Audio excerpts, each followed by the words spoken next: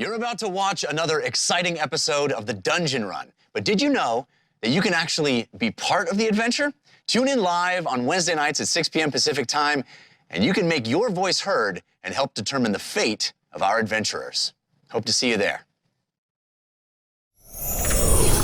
Greetings and welcome to The Dungeon Run, a live tabletop role-playing game where your interactions help tell the tale.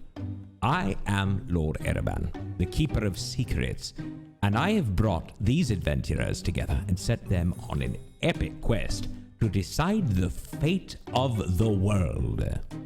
When they found my amulet, it gave them the key to unlock the mysteries of Ayn and allowed them to communicate with you, the Watchers of the Time Stream. Now you have the power to help or hinder them as you see fit. If this is your first episode, fear not. Our Dungeon Master will catch you up on everything you need to know to jump right in. And you can always watch past episodes by visiting our YouTube or listen to the audio version by searching for The Dungeon Run wherever you get fine podcasts. The Dungeon Run is made possible through the generous support of our patrons.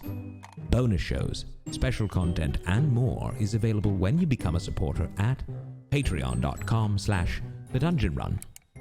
And join the incredible Dungeon Run community by visiting the unofficial Discord at thedungeon.run/Discord. Also, don't forget to like and subscribe. It really does make a difference. But now, sit back, relax, enter the world of Ayn, and let the dice roll! Yay! Hello! Watchers of the Time Stream, patrons, welcome to episode 90. Woo! That's a big number! It's a big number, but fear not. If this is your first episode, we will give you everything you need to know to jump right into our story coming right up. But our show is made possible thanks to our patrons over at patreon.com/thedungeonrun. Thank you so much for supporting the show. Particular thanks to our Chrono Dragon patron. References needed at that very topmost tier. It's an extraordinarily generous level of support. But thanks to all of our patrons. We have a lot of different levels and a lot of different cool perks, including this week a new cast secret from Fahima Tig. Jessica Lynn Parsons put up a new diary entry. Jessica, you want to tell folks a little bit about it? Yeah, this past week, Fahima started to diary a little bit about what it would be like to homebrew a spell using some of that orcish blood wine. Ooh. Getting into some necromancy. Very, very cool. You can check that out. Of course, we also do the companion show, the Dungeon Cooldown. This week, Ron Ogden and Morgan Peter Brown held down the fort talking about their characters and everything that happened last week. The VOD for that is exclusive to our patrons, so check it out at patreon.com/thedungeonrun for all kinds of cool perks and ways to support the show. You can also purchase things right here live with the live experience. There is a tug-of-war that happens every week between Team Force of Good and Team Force of Evil. If you buy a potato, hugely generous, awesome potato, it's for Team Force of Good, and it pulls the tug-of-war in Team Force of Good's direction. If you buy an evil yam, it pulls the tug-of-war in the Team Force of Evil direction. Also, applause. You can give us applause in the form of balloons, the gold balloons and the purple balloons for the various teams. And the result is that there is a force card based on the team that wins the tug-of-war that is in effect through the entire episode. We have a force card that will be in effect all week, or all episode this week. All week. All week. All episodes. I mean, technically this week. And I guess if we get together tomorrow and we game again, yeah, it's still in effect. It still carries over. Tomorrow. Yeah. I think we are getting together tomorrow. I'll say it right now because I always forget, so I'm just going to say it right now. These cards are submitted by you, the Watchers of the Time Stream, as well. You can submit cards on our website. This one was submitted by Lily Dumblestuck fan. Ooh. It is called A Gift of Foresight, and it requires everybody to roll 2d20s. Right now? So roll 2d20s right now and record your values. I'm gonna roll want that all day. Immediate. Oh, okay. Pretty good. Pretty good. All right. What did everybody get? Jared, what'd you get? I got a 6 and an 18. All right. I got a 16 and an 11. Jessica? 7 and 12. All right. Lily, or Hey, it's fine. 12 and an 11. okay, and Ron. 9 and 16. All right, so you can record those values. They are your portent for this. So you have portent, and each player may choose to replace any dice roll, even non-20-sided dice rolls, with one of your portent rolls. So you only get to use it one time. So you're not going to get to use both those d20s, but you can use either one. And Wait, so my dagger does 18 points of damage? Is that what you're telling that's me? what right you would now? like to use it for, if that's what you This is an upgrade, yeah? This is an upgrade. Gilly Lily- one though. Lily, You only use Dumblestuck one. fan, I approve. All right. Also, we are in the middle of our birthday to birthday challenge. Last week Birthday to was birthday Jessica Lynn challenge. Parsons' birthday, and we all celebrated. And we think that we can get to 500 patrons. We're at what are we at currently, Morgan? 454? That's 54. more than last week, right? It is a Striking good distance. chunk more than last week, for sure. 454, yes, that is confirmed. Wow. And if you will cast your gaze down to the center square. No, I don't know. What square? If you cast your gaze over to Jared Kajak's square, he is showing you the giveaway. If we get to 500 patrons by my birthday, which is August 1st, then we are going to give away this here map of Ein, created by the incredible artist JP Couvert. And I think we're all meeting tomorrow. We're all meeting up in IRL tomorrow. We being are. safe, being masked, being outside, but we are going to meet up for the first time as a group. And I think we're all going to sign it as well. So That's correct. It will be a signed big, you saw Jared unroll it. It's a massive, cool version of the map of Ein, which I absolutely love. I love the map of Ein. It is so cool. And we Even will I give that have away. one. Yeah, we'll give that away to one of our patrons. It doesn't matter what level of patron you are. As long as we get to 500 by August 1st, we're giving that away. So please. Except for Fail Waffle. Fail Waffle has been. That's not true. She's That's not not allowed true. to- Not true. Dale Waffle, just so you know, Jared is not the one picking the names. You are definitely in the run. I have a question. Can you gift Patreon subscriptions? I Is that a thing don't with see Patreon? why not. I don't think there's a mechanism that That's a particularly good helps you question. do that. But if you have someone's information, I'm sure you Dear can do it. Google, can you give Patreon Dear membership? Google. Maybe entered in the giveaway of the map. There's No. not a way to give. You and all your family members are exempt from the giveaway, unless they become patrons. If your family members become patrons, I'm all we for know. it. Mom, Dad, I need you to support me just this once. We just got a balloon from a jar full of bees. Thank you, jar full of Thank bees. you. Thank you for the balloon. Hey. All right, have I covered all of the business? A big important scheduling note next Oh, yes. week. Thank you. Next week.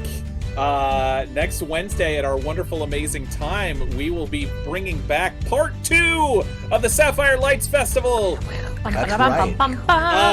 Yes. The conclusion, the thrilling conclusion of Much the anticipated. two-parter that had to be postponed due to illness from the DM Yeah, himself, Jared. Jared Kajak. and technical difficulties as well. So Yes. we really strove to get this story to you. Gotta tell it. It was a quest in and of itself. We tried just to very get hard. it made. Yeah. I can't wait to see it. I'll be moving to Denver during this period, so it really helps me out that we're slotting in this this two-shot with our awesome guests, 2 of the 3 Yeah. Black Halflings. We got Trisha Hirschberger. We got Katie Michaels. We got Jessica Lynn Parsons. It is a all-star stellar cast. Jasper Cartwright and Unadi Louis Unaho. Sorry, I mispronounced always that refer to them last as name. the 3 Black Halflings. And I know. I should I butchered name her them last specifically. They're the 2/3 of the three black hat. Well, I messed it up. Yeah, Bye. we're all knocking it out of So the park much. tonight. Anyway, tune in for that. It'll be Wednesday at 6 p.m. Pacific time, right here on twitch.tv/thedungeonrun. Yeah. All right. I think it is time to light the torch.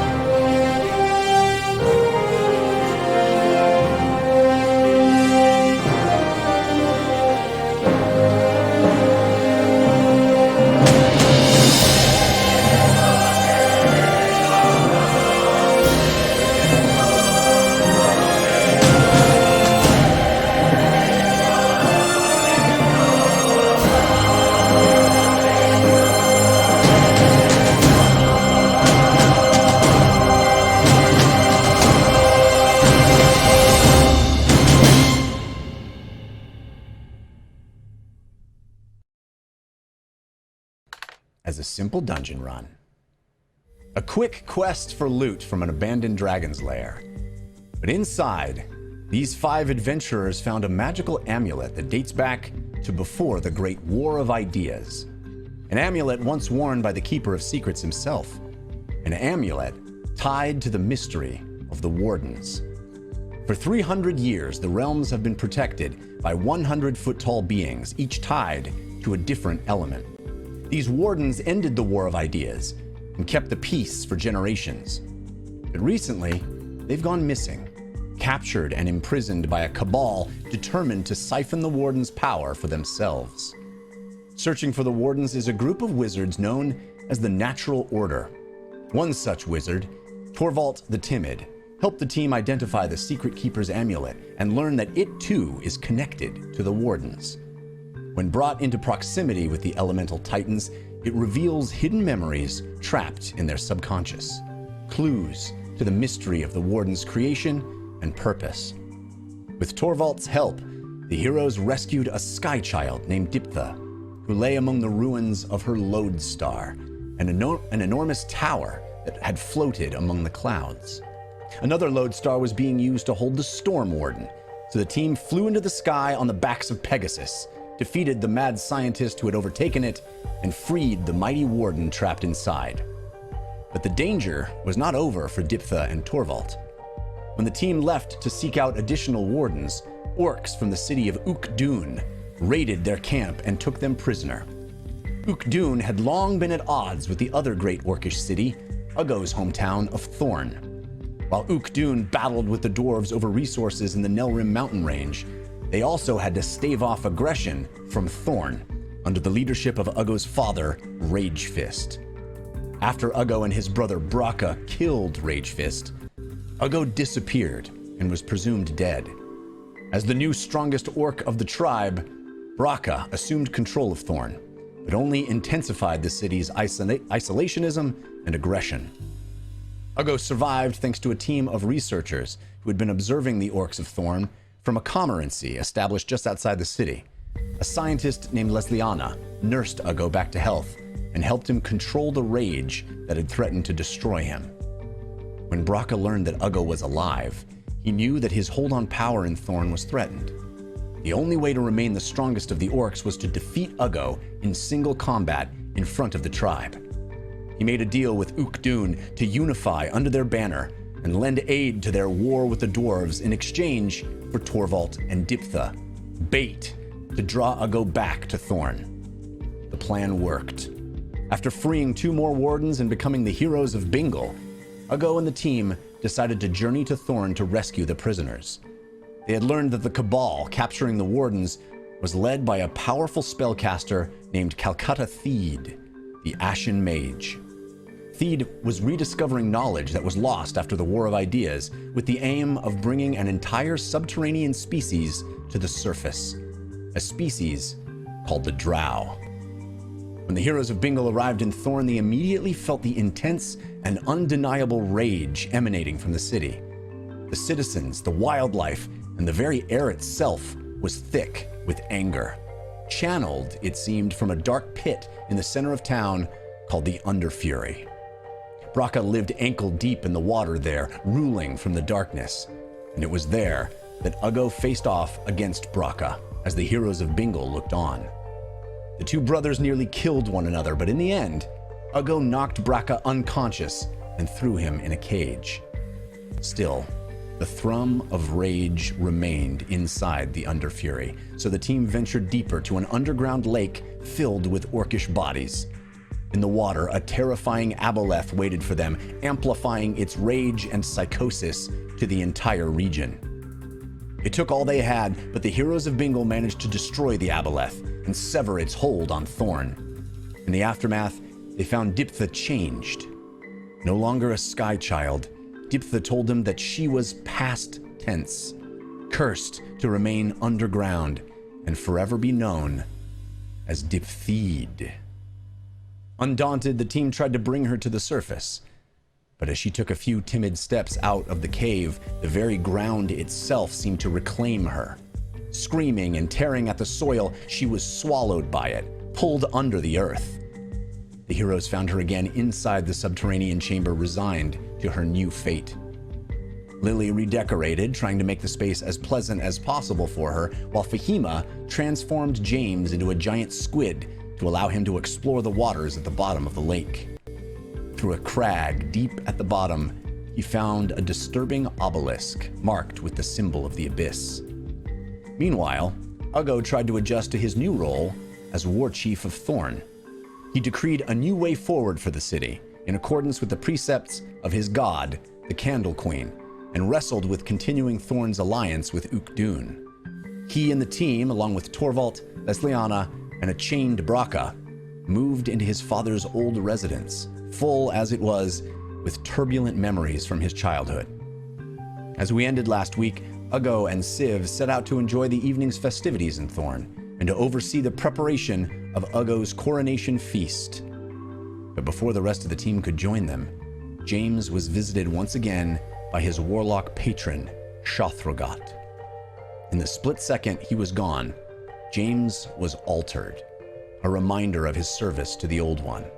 His eyes blackened and his veins pulsating a deep purple hue. He no longer looked human.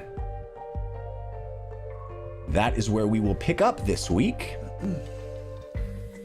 So, Party! Wow. night has fallen on Thorn, and I know several of you were looking to get a good night's rest, along with Torvald and Lesliana and Adnim, Lesliana's assistant. I don't know, Civ and Uggo, if you He's wanted an to... admin assistant. Exactly. I knew that was coming. Civ and Uggo, I don't know if you wanted to do more that evening, or if that... We are just two wild and crazy guys. Yeah, two wild, crazy guys. Yes. No, like literally. I mean, there is quite literally a giant party that is planned for the following day. But you're more than welcome to tell me anything else you'd like to do this night before heading I just down. want to take it to 11. So if the party is like a bunch of orcs that are, getting out their drums and like, okay, another war chief. Yeah, all right, cool. I'm going to spread some cheer. I'm going to go around, hand out some gold and be like, no. I want better drums. I want better food. I want you to crack out the nice bottle of Top wine. shelf. Give me the best. Yeah. I don't want Civ this is to just planning. be another, war chief party. I This want needs to be- mahogany drums. I That's want right. the best. And Only that's for right, my like a boy red Uggo. party. Gotcha. I want Shaman King party. Right. This is All right. like a luau and an orc festival matched together.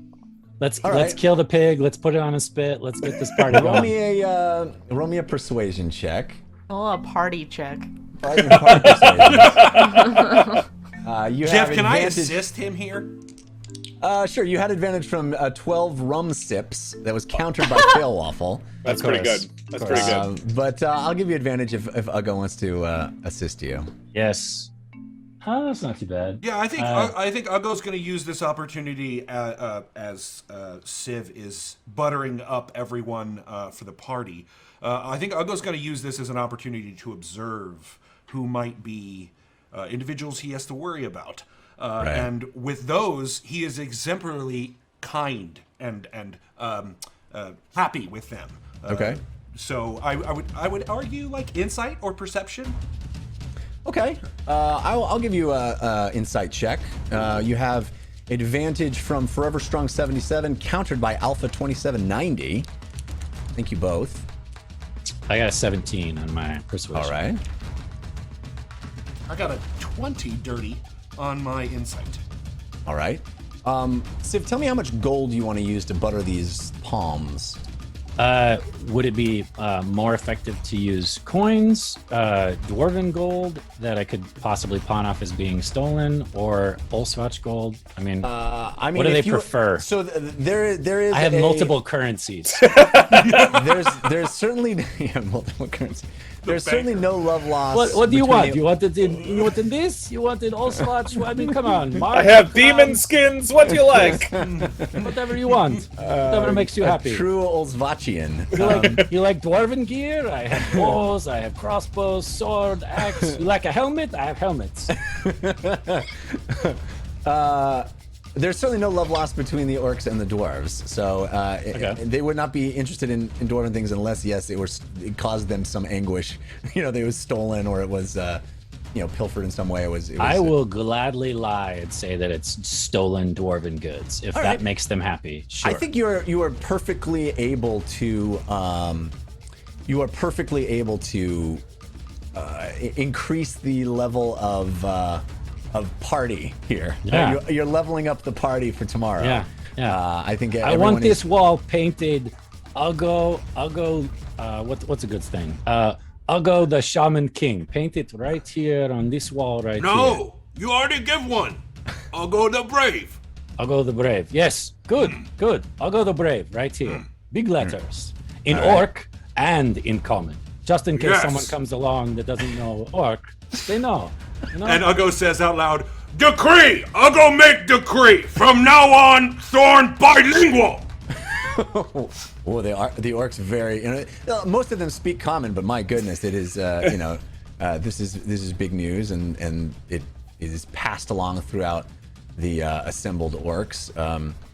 And Uggo, as far as your insight check goes,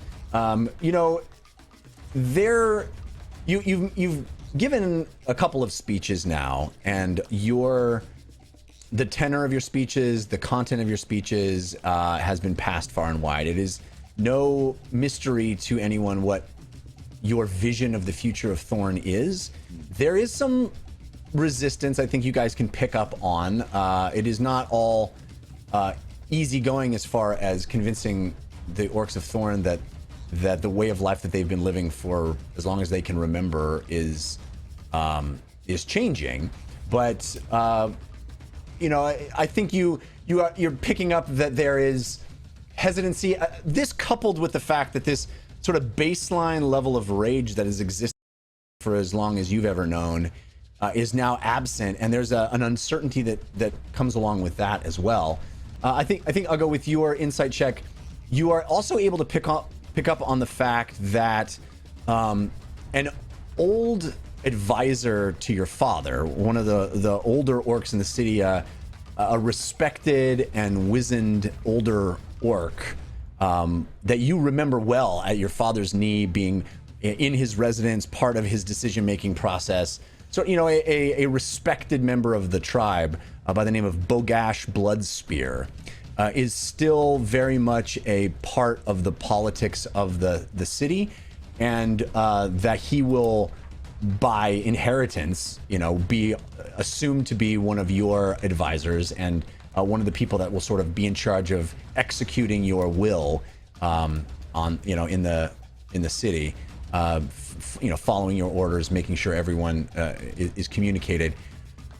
So this is someone that I think you would need to communicate. He's not present here. It's not that you can walk up to him at this moment, but he is certainly the name that everyone, in the absence of Braca, still respects and is listened to.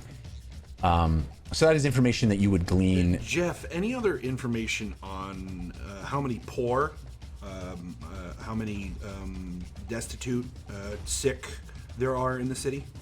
That is one thing that Braca has been very good at, is keeping the level of general well-being in the city pretty high. And a lot of that has to do with giving people things to do all the time, right? It is, there is always, he was always issuing orders on hunting parties and keeping things, this momentum, this churn of where to place the rage, how to act on the rage. That is something that your father did, and that has been characteristic of Thorn for a long time. It is not a city that stands still. It is a city that is constantly pushing forward, and that level of aggression channeling that level of aggression was always something a leader had to do, or at least a leader in your lifetime that you saw a leader did, and something Bracco was very good at. I mean, an example of that is the hunting of the demons and the sort of the focus that brought to the community, and that's something that the people appreciated, right? Even if it was maybe wrong-headed in your view, it was something that gave them purpose and action. For sure. I know what they should hunt. They should hunt fun. Hey! Oh, wow. Who is this? This is a Sivrak. This is Civ Are you Whack. drunk? Are you drunk already? Not yet. Civ has turned into Yakov Smirnov. He just wants to unwind. Okay, so we have a couple of potatoes that came in. We got a potato from That's Wild Man, which is very appropriate for this moment. It is. It could be a comment on Civ. And we got a yam from Shiny 8-Bit Boo. Thank you both. Thank you. Hugely generous. And a couple of balloons from Shiny 8-Bit Boo and Anthropomorphic Muppet as Amazing. well.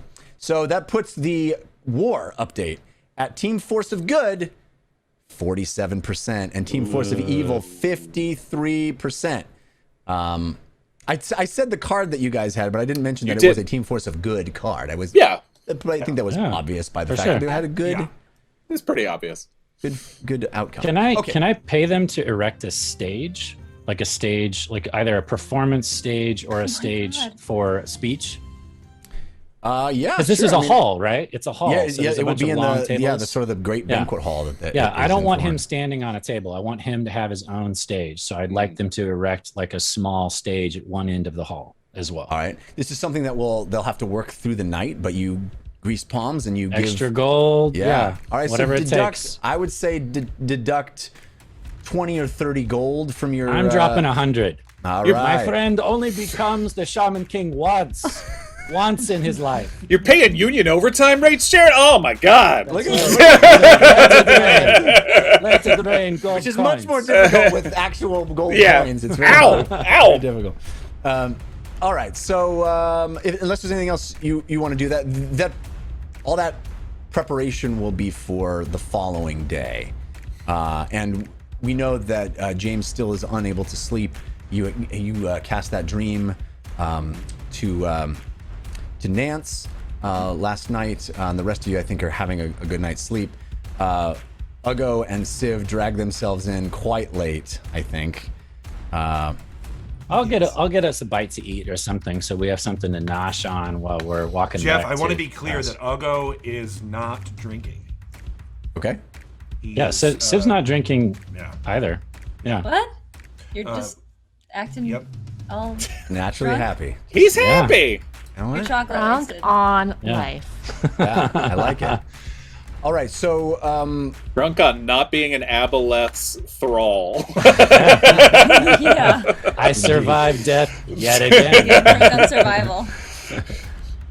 okay, so the next morning dawns as all of you bed down inside this rather extravagant dwelling. I mean, for Thorn standards, it's not exactly a palace, but it is the nicest residence in the city, and large and comfortable, certainly.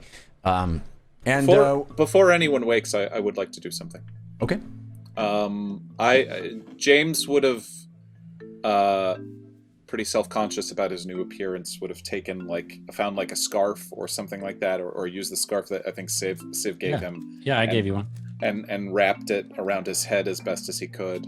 And then venture out into the city and look for a shop that sells any sort of clothing or equipment or anything like that. Contact lenses? We'll see. You certainly can find a shop. In the middle of the night, it would be difficult to purchase anything, but you could. I'd rap on the door. probably wait until early morning. Okay. Yeah. In the morning, yeah. I mean, there are a number of various shops in the Thorn that would allow you to purchase anything. I think the response that you get as soon as you walk in, even with your covering, the dark black eyes, the the bits of vein beneath the, peeking out from underneath the covering, and the fact that you're not an orc, and the fact that they've seen demons a lot lately, it puts you at a disadvantage, figuratively and literally. But if you'd like to try to purchase something, I think you would need to roll a persuasion check. Certainly. I think you would find it a very standoffish shop owner. Got it. Based on your appearance. Hi. I was just looking for some clothing, possibly. Do you have any goggles or perhaps some darkened glasses, or maybe even something for protecting of the eyes or anything of such like that? A new steam. And you are demon? Are you demon? No. I assure you, I'm not. In fact, I'm here with new War Chief Uggo. I am a close confidant and friend of his. We have protection. And he puts down a helm. Protection for eyes. And he closes the visor on the helm. All right. How about scarves or hoods? Anything along those lines? We have pelts. Okay. All right. Warmth in cold. Winter is on its way. I won't say coming because that's trademark. Right. Good catch. Winter is almost near. Very close to the season that we are in. Winter is en route. All right. Looking at these helmets and pelts.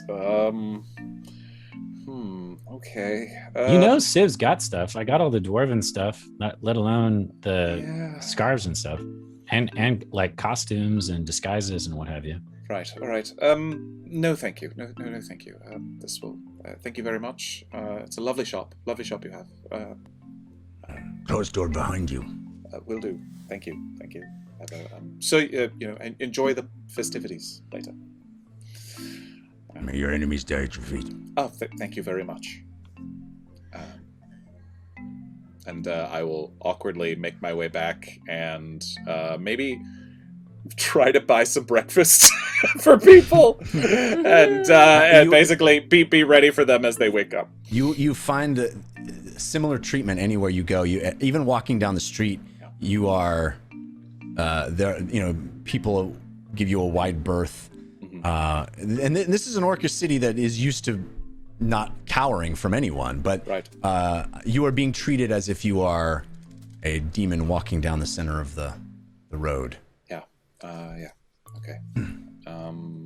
But you can manage to find some actually roll me a persuasion check with disadvantage. All right. Although you do have advantage purchased by your past decisions, so that'll counteract it. So you can roll it as a straight roll. Thank you. I don't know why my past decisions are giving me advantage. You said it was a persuasion? Yes. 7. All right. Well, it's hard for you to get anyone to take you seriously, to even give you the time of day. Okay. You may be able to get a couple of tufts of bread, but beyond that. Okay. All right. Well, then I will go back to the kitchen that there is, if there's anything, and I will do my best. All right. All right. You find some not too old provisions that are remaining in Ragefist's residence, although hasn't been lived in for quite a while because Braca did not live here. But you managed to present that to your friends, and Lily and Fahima. When you see him, it's disturbing. I mean, it is hard to. His face looks gaunt and dark. His eyes completely black, and these veins that sort of pulsate out from underneath the skin. It gives you a very. He does not look like the James that you know. He looks. It kind of gives you a shiver up your spine just to even meet his gaze. I'm sure it's hard to. I probably. Good morning, James. Hello. Nice to see you. Good morning. Nice to see you too. Did you sleep well? Yes. Good.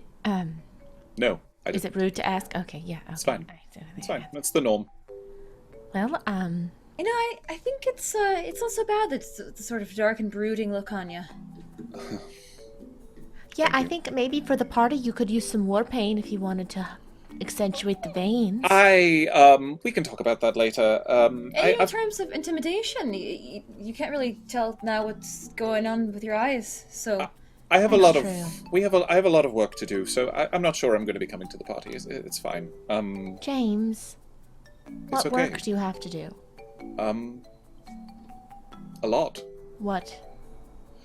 Well, there is still talking to Torvald and understanding everything there is to do about the Keeper of Secrets and about the Grave of Nonezeron and seeing if he knows anything about that. And I would love to hear his opinion on everything that we found out about the Wardens. We haven't had the time to do a full debrief with that. And in fact, there's quite a lot to do about Uggo, what they're up to. Sorry, there's quite a lot to do. But I it's fine. James. we all have those questions. So We have all time have for to do both. that. That's not just you. No, I know. Oh. You I can suppose come to the party. it's become very clear to me that I felt this way for a while, but it's become very clear that time could be running short for me. So I would like to spend my time helping everyone as much as I can. So the way I can best do that is to get to the books, and work on plans and such. So James. Oh, go ahead, Uggo. No, you go ahead. I Good just morning. waking up and not really understanding what's happening. Morning, Uggo. I think if your time is, as you say, in a compromised situation, perhaps we can help. Certainly. Did I hear you say you're gonna die? I don't know that for certain, of course, but Well, you seem to be more certain about it now, if I heard you correct. there's another thing that I didn't tell you last night that I should, because honestly, I'm sorry that I've ever kept anything from you. So I should, and I will start to take off my armor and my shirt, what do we see? and I will turn my back to you. I don't know if you can see them, but I felt some possible protrusions around my shoulder blades. You Oh see my there are Fahima rushes definite up to these touch. lumps on his back, right at the place where his shoulder blades end. There are definitely these growths that seem to be popping out from his back. Can I do an investigation on that and see if what kind of a creature that he might be Sure. turning into? Roll me an investigation check. You do have advantage from J. Neofet 3. From J. Neofet 3, thank you! I saw a comment in chat earlier before we started about how it's so many weeks of my birthday. That was some fun math done there. 5,000 or something like that. We also have a potato that came in just recently from that guy named Rodney. Thank you, that Yay. guy. Wow, thank you, Thank Rodney. you. Dirty 20. Very cool. Ooh, nice. That puts Team Force of Good at 63% and Team Force of Evil at 37%. Wow. Hey. I'm sorry, what was that roll, Jessica? Dirty 20. Dirty 20. Okay, so you run your hand over his back, and the skin itself also feels a little rougher than you would expect touching a human back. And it's nothing visual so much as it feels a little coarse to your touch, and you run your hand over these lumps and you press to investigate, and there does seem to be resistance there, something hard underneath the skin. It feels like bone, actually, that is growing underneath the skin. In his shoulder blades? Yeah, it feels like there is his actual physiognomy is being altered. What kind of creature has bones growing out of its shoulder blades? Well, Wings. Well, wings?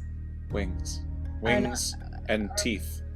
And I turn around and I will very awkwardly show you.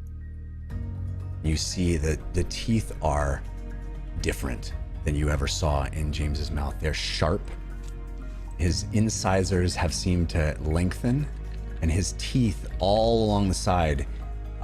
There seems to be more of them, and they are pointed, quite alarmingly pointed. It said I needed to be reminded who I belong to, basically. So it's turning me into a creature of the abyss. And there's an no object. option.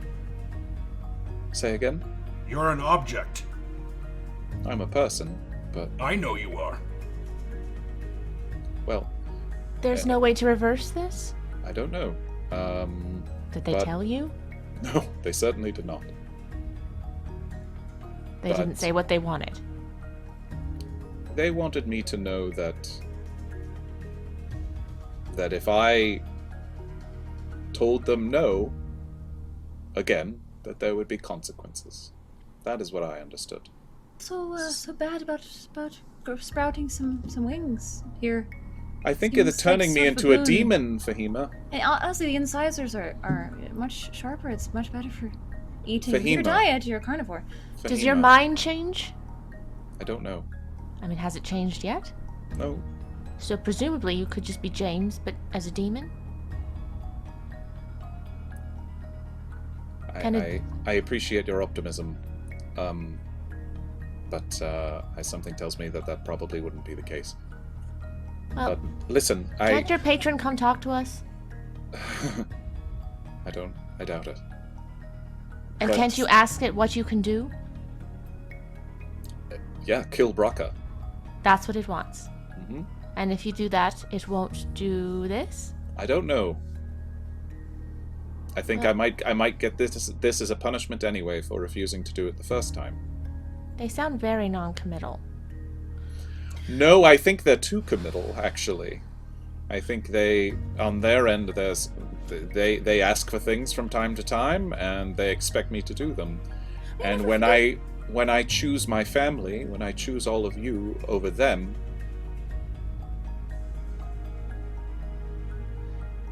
They give They you punish wings. Look, you're never going to fully turn into a demon. I don't think, anyway. So you don't know. Do that, you have Fahima. any evidence to suggest that's true? No, she doesn't. to suggest what I said was true? Yes. Oh no, the only demons that I've ever read about or heard about are fully evil and should be obliterated. But you're not. You're a human. You're a I'm gonna take. spellcaster. I'm gonna take Fahima's hands. Your nails need- are a bit pointy too here. I need you to see how real this is. Okay? All I see is beauty. Thank you so much. But you might lose me, okay? I need you to see that. I really appreciate your optimism right now, but I don't think it's very realistic. These are the consequences for what's happening to me, and I will do everything I can to stop them. But I also need you to be here with me in the reality of what's going on. Why do you still choose them if they do this to you and you say you do not like it? It's not a choice anymore, Uggo. If I could stop it right now, I would. It's not a choice. I will help you. Okay? I don't know how, but I will help you. I appreciate that. Thank you. But you want to change it. Do we have any Yes. books? Do we have any books on demons? Yes. From Anivarius the Keen? We have my books. Nefris the Keen's books didn't really... nothing Dealt that with demons. Jeff, nothing that I saw in the Anivarius the Keen books dealt directly with demons, right? I think there was one that you guys got rid of. Plainer speaking? No. I'll have to look too. Hark! And you see the door open. Yes, War Chief. Bring me Bogash! Yes, War Chief. Progress continues apace for your coronation feast. It should be ready by midday. Kirk, Yes, War Chief. take a deep breath. You can control your mind. You War Chief. are strong. Do you feel it? I Honesty. do not, War Chief. Why? I feel calm. Good. It feels weak, War Chief. It is not, Gurk. Strength in calmness. You can control rage. It is not gone. It is there, buried deep. Your anger is real. But now you can use it, rather than it rule you. Use what you have in you. Remember it. Your ancestors have asked you to do so. Do you remember? I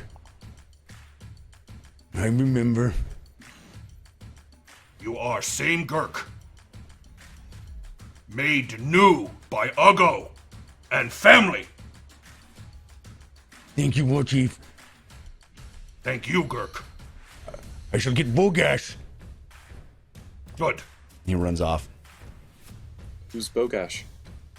Bogash, Bloodspear. Father advisor. Oh, good. Old. Wise. Great. Yes. Is Torvald in here? Yeah, he is. He hasn't come out to meet you guys this morning yet, but he was enjoying his first night of sleep in a bed outside of a cage in many weeks. I'll go, if I can, I'll go, have him come into this room. Oh, yeah, of course. Torvald? Yes. Oh, good morning, all. Good I'm morning. sorry I slept in. It was quite pleasant. Good. I have a question as a member of the Natural Order and someone who's seen quite a lot. Yes. If you were in a situation where one of your friends was slowly being turned into a demon by their overlord, is there anything that you would recommend as far as how to approach the situation? Torvald's head slowly turns to James. Ah, yes. You do look different. Yes. Is it painful? Not really. Slight burning sensation around my shoulders, but not really. I'm sorry to say, Lily, that I have not had experience with this particular malady. But I wonder, whom exactly is your patron? Well, one of the old ones. Goes by the name of Shothragot. And I'll Do you pull know him? out. I'll pull out the Slumbering Abyss. I don't remember if I did that previously. I found them using this book before we met. There are creatures that are much older than even the land itself, that have been here, that have influenced the fates of Ain for far longer than we can remember. And I suspect Shothragot is one of these. Yes. There is an opportunity here, it seems to me. For what? We search for knowledge from before the war. We search for answers. The old ones remember. Perhaps if you are trusted by this being, you can leverage that to your advantage. We've existed together semi-cohesively, I suppose, for a while. When we start to come into conflict with each other is when it asks me to betray my friends, really. Or to do What things. does it want of you? All in all, it hasn't really gotten that specific. It wants Braca dead. And I wasn't willing to do that because he's Uggo's brother, because Uggo made it very clear that the connection that they feel together, and I think Braca and Uggo deserve a chance for I'm not sure, to make peace or whatever, but Reconciliation? yes, something. Have you asked yourself why it wants Brocka dead? The reason it gave me was that he was a pretender, a stealer of their power, which I myself was for a time. Beyond that, I mean, I'm curious, certainly. Why did not want you dead? Because I think it turned out that I was much more useful to them and that I would play their game, at least for a while. But this is why I think that my time could be running short, is because, when forced to choose between all of you and them, I chose you. Jeff, can Civ slink off and try to go find Lesliana and Adnim? Sure. I mean, they're in the residence as well. Right. I just haven't been in the middle of this, and I've been wanting them to be involved. So can I just sneak off and pull them into this? Sure. You find them both head down in notes, trying to record all of the information that they've been, they've been looking from the outside in on this society for years, and now they find themselves inside it. So they are rapidly trying to get notes. You call them into the other room. Yeah, I'll just tap one of them on the shoulder and gesture. You need to see this. She'll be right there. Uggo, what? Idea. All right. We have met Chrono Dragon. What? It's one of the many things we have yet to tell you about Torvald. Oh. Yes. Yeah, met Chrono Dragon. Kind of, I will keep opinion to self. No Nezeron. Chrono Dragon. Have you heard of them? We traveled in Yes. time. A Chrono Dragon is one of the most powerful entities our reality has ever known.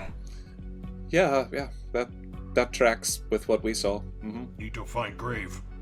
Yes, that was... Maybe he can help. Or Candle Queen, even. You need to tell me everything that has happened since I've been in captivity. Fahima has book.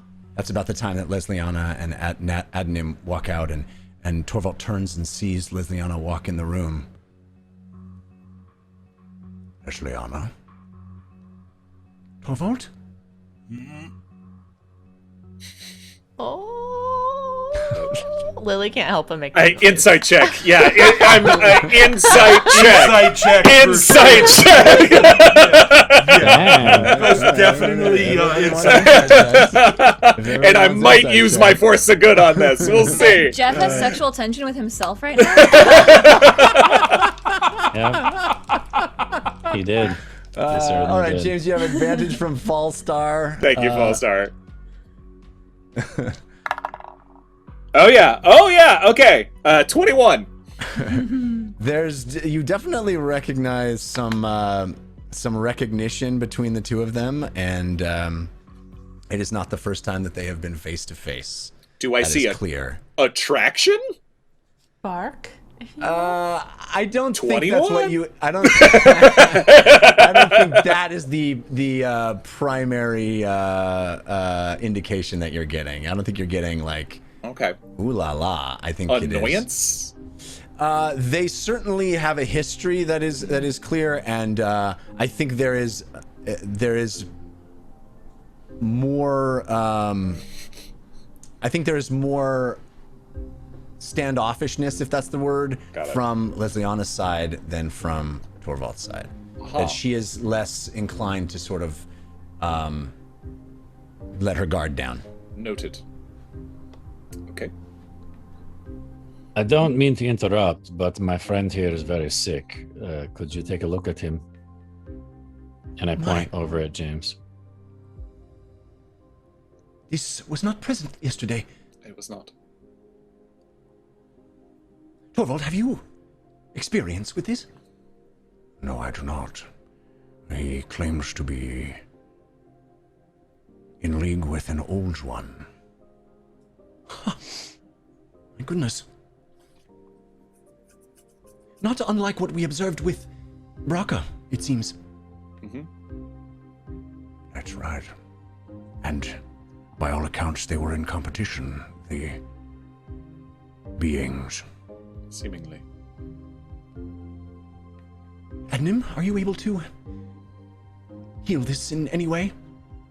I don't know. I've never tried. I could attempt to heal it.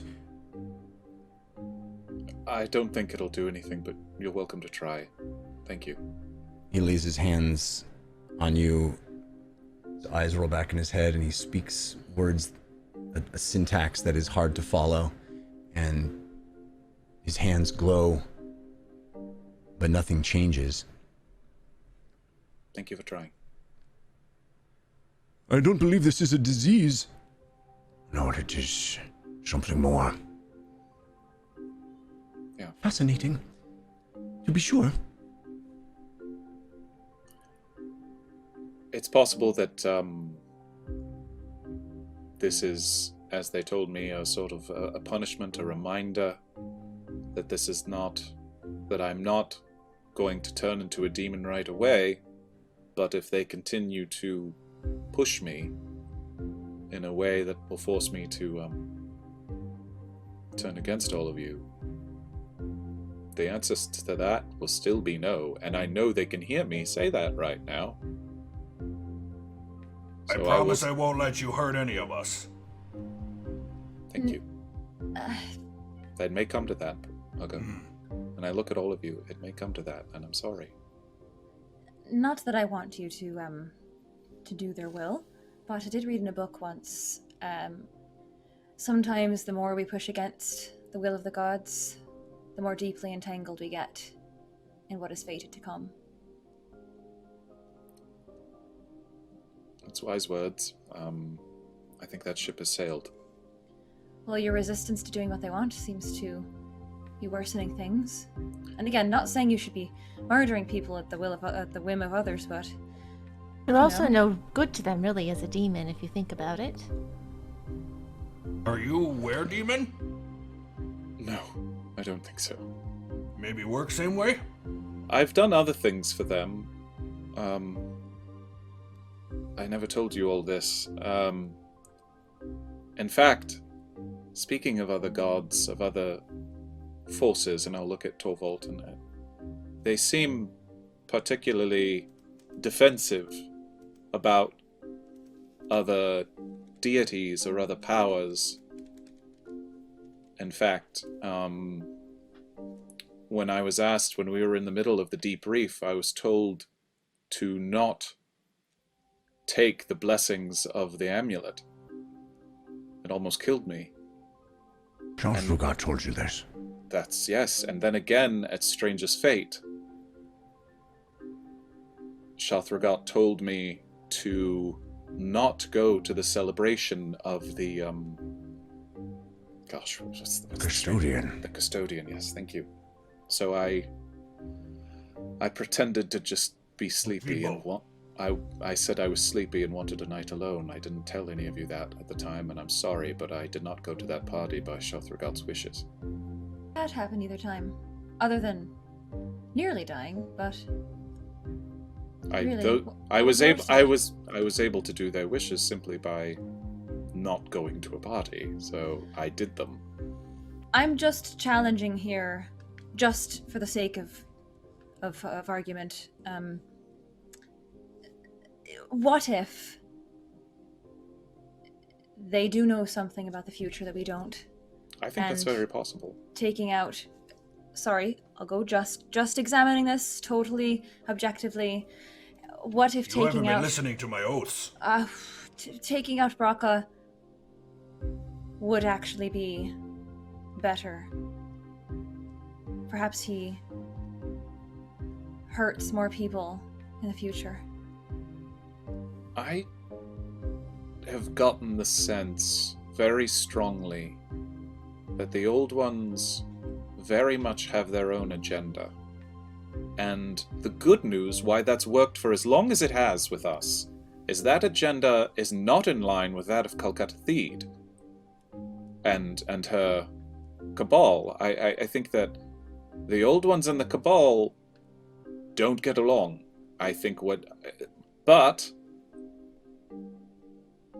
everything I know about the old ones, think of who we've met with ties to the old ones.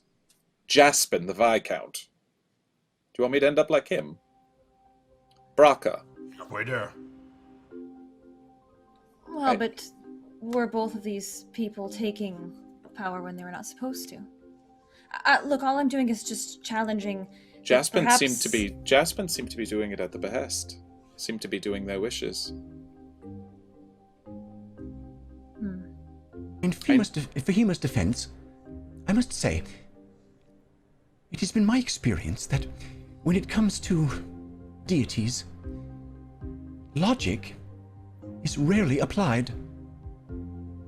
And logic is often our greatest tool. It is what I always taught you, right, Uggo? Yes, I have found logic with mine. This is where we come at cross purposes again, Lesliana. Logic can only get you so far. Faith must bring you the rest of the way.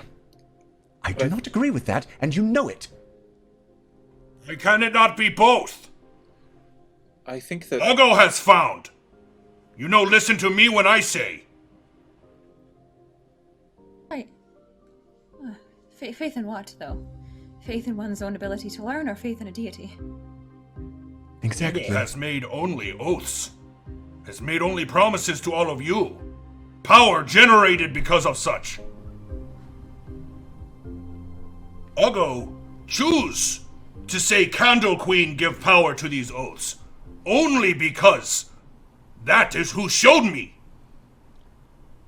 we are all strong in our own ways.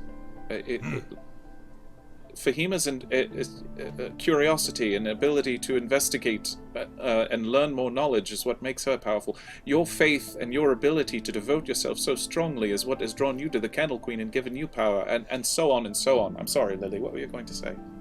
Oh, it's okay. I was just going to say, it seems like all of these options are actually viable in this situation, and if I've learned one thing on this adventure, is that anything is possible. So I don't see why we don't explore both options. We're also forgetting one of the most powerful things around, which is that, and I'll point at the amulet. Indeed. That is what brought us all together here. Yes. That is what galvanizes us. You have been chosen as the amulet bearers. And that is important. It is a mere coincidence. Luck. There's no chosen. I do not know how you can say that, Lesliana. She might be right. We did experience a vision from the Chrono Dragon that did seem to imply that there could be multiple different outcomes, which may support that there was a bit of luck involved. You must explain to me how the Chrono Dragon fits in. What? Lily. Yes? Last time, you all rescued a warden in my presence. You explained the situation quite succinctly. Mm-hmm. Can you tell me what I've missed? All of it? Well, any of you, what, I must be caught up. Tell me how the Chrono Dragon fits into this. What have you done? What do I need to know? Torvald, I wish I had a song for you, but it would be a whole day's song, and I'd have to warm up a bit before I was able to do that. But I think we could fill you in a little bit. I mean, I feel like what we need to do is the key details right now, because honestly, there's a lot that's happened. One of which is that we went back in time. Feels like the big one, right, everyone? Well, we went back in time before we met the dragon. Yes, but it may have been the work of the dragon. It may have been. Yes. But before we even knew it, yes. We spent some time And this cabal that has been capturing the wardens, are they related to the dragon in some way? Dragon gave us the choice. We could either release the boy or not. And we had to make a choice. And when we came back, we made that choice. And the Shothragot tried to take the boy, and that boy is Yon Mo. Yeah, so the Cabal and Nonezeron aren't directly related, but Nonezeron seems to have. Nonezeron is dead, so it's hard to refer to them in this time present tense. But they so much of it seemed to be centered around Yon Mo, or Chomel as he was known when he was a child. Didn't you tell me in your dream, James, that you got some information that the Nameless Few are potentially descendants of the Chrono Dragon? Yes, I've heard that again, actually. I spoke to Nance last night in a dream. Nance and Fesh and our friends in Turles have been doing some research, and they've discovered that the Chrono Dragon bloodline, whatever you want to call it, runs deep within the Shothragot legacy, and that the Queen herself, the Queen who I've told you all this before, but Torvald and Lesiana, the Queen who we saw 300 years ago is alive, still, to this day. Alive? Yes. How? It boggles the mind. That would be physically impossible for a dragonborn. One of the motes. If it's possible that she possibly has some sort of bit of this time, of this chrono heritage in her DNA, or whatever you want to call it, maybe it's more possible than you think. Well, there's some. Okay, so she spent who knows how many years as a about 300 statue underwater. So no, that's not her. No, that's Baojai. I Baojai feel is like still we a may statue. be confusing Torvald more with all of these. I feel like you all barely have a hold on the whole plot here. Yes. No, I feel like we're going all over the place.